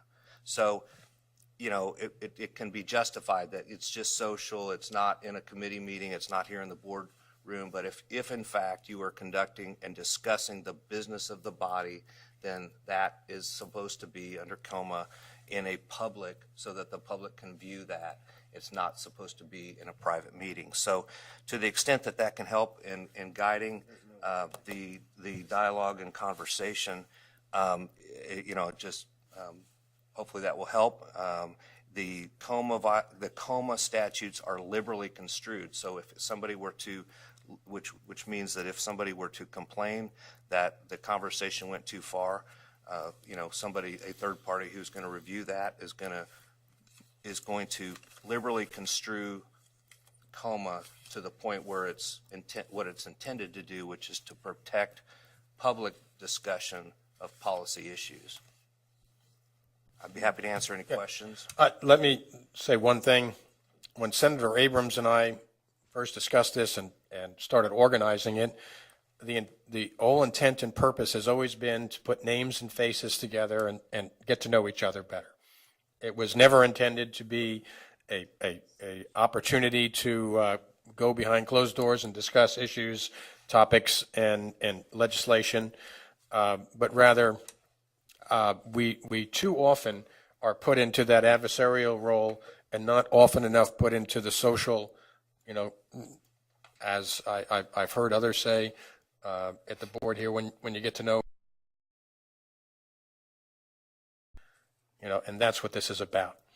There are plenty of topics for us to talk about without talking about educationally related issues, especially those that are, and there's plenty of them out there that'll be hot topics. I do have a question for you, Mark. I did bring up that we were going to hear from Microsoft representatives about a program that is being implemented in the state, and just a few statements about it. And does that work? Yeah, I think it does, and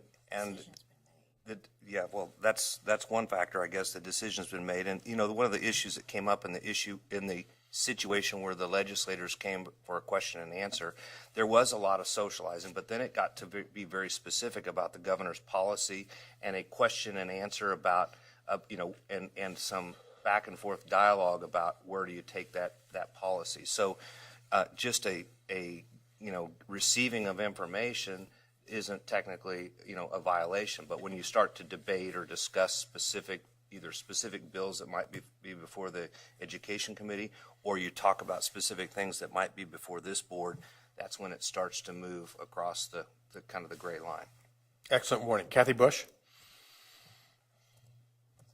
I had a question about tomorrow, but the discussion brings up something for today. So will somebody this evening, either you or maybe Senator Abrams, remind folks about COMA? Oh, I'm supposed to be the downer. Okay. Yes. I think that would be good. I think it would be advisable. Okay. Yes. Janet? Okay, thank you. Thank you, Mr. Chair.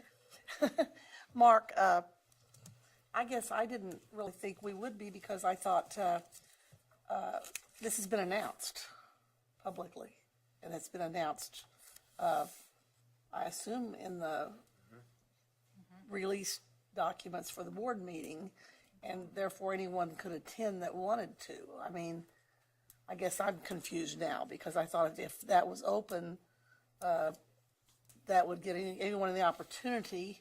And I guess my second question would be, if that's not true, I'm assuming we'll be sitting at small tables. And if that's true, if, just say Carol and I are sitting at one, and with maybe a couple of House members and a couple of senators, there wouldn't be a majority of anything there. Well, it's partially true that if you have it open and you have it announced, but I don't see an open invitation that anybody who wants to attend can join you for dinner. I don't really think that's your intent. I mean, I appreciate the fact that you're saying they could come and observe, and now that you've said that, perhaps the press might, they might be there or they might want to be there, but I don't think that's necessarily, a clear exception to COMA in that because there were press that may have been at the governor's mansion too, or they might have been excluded. I don't know, but I think that there's always that risk because you're not really making it truly available to the public in that setting. And I think, Kathy, I think your warning is well taken. We'll make sure we say something there, reinforcing it. It is an open meeting in terms of what you said. We publicized it and so on. Carolyn? Thank you, sir. You said you didn't know how many people were coming. I saw last night at another function, one of the hosts, and he stopped me and said he was very excited. He said he thought all but 3 had RSVP'd positively. So I think there will be, a good number of people.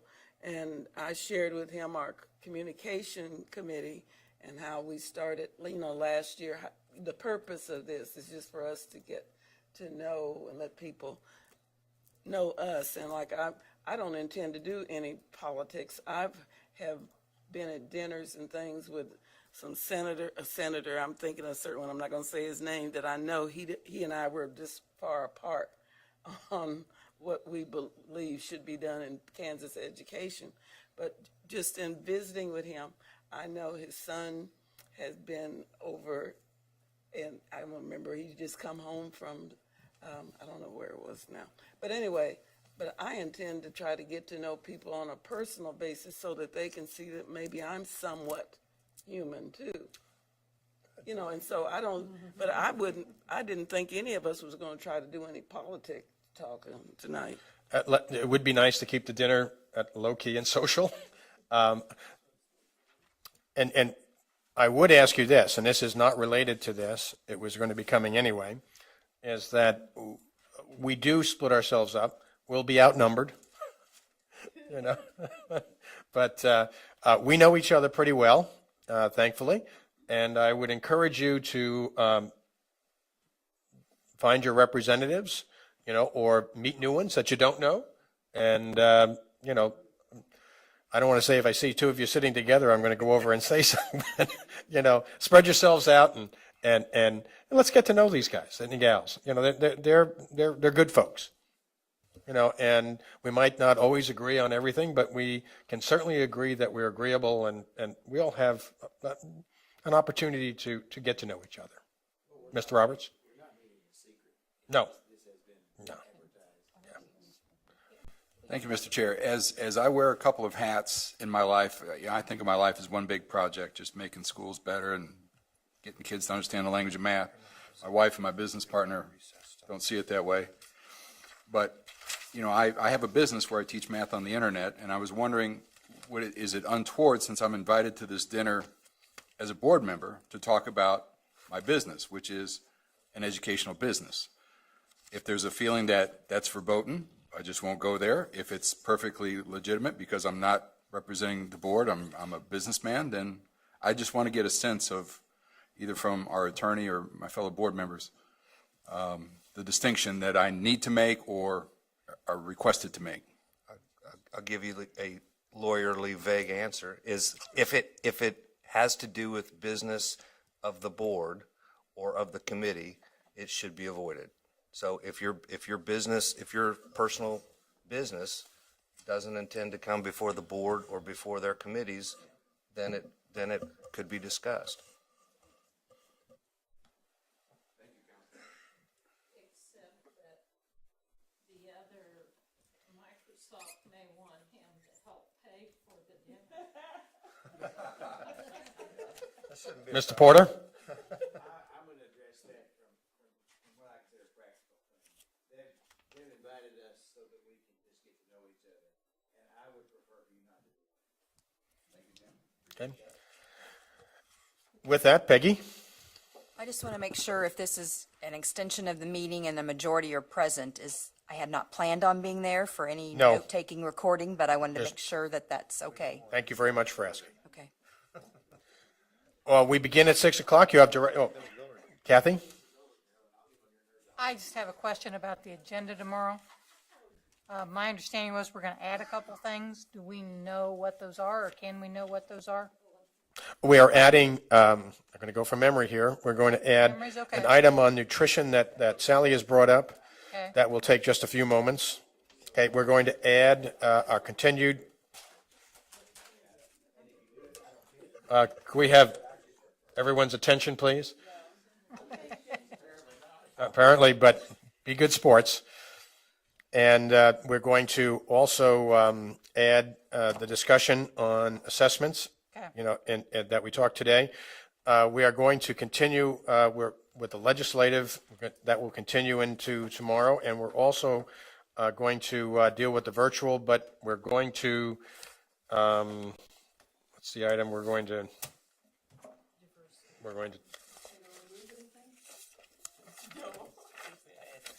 If I just know what we're adding. we're going to move the fine. report on diverse student populations to next month, Oh, okay, all right, okay? okay. Thank you. Yes. So we are, adjourned? We're recessed to dinner, which is at 6 o'clock. I'm sure you can arrive a few minutes early. Randy Watson will also be there. So that's where we meet. And then tomorrow morning, we're back here at 9 o'clock. Thank you very much.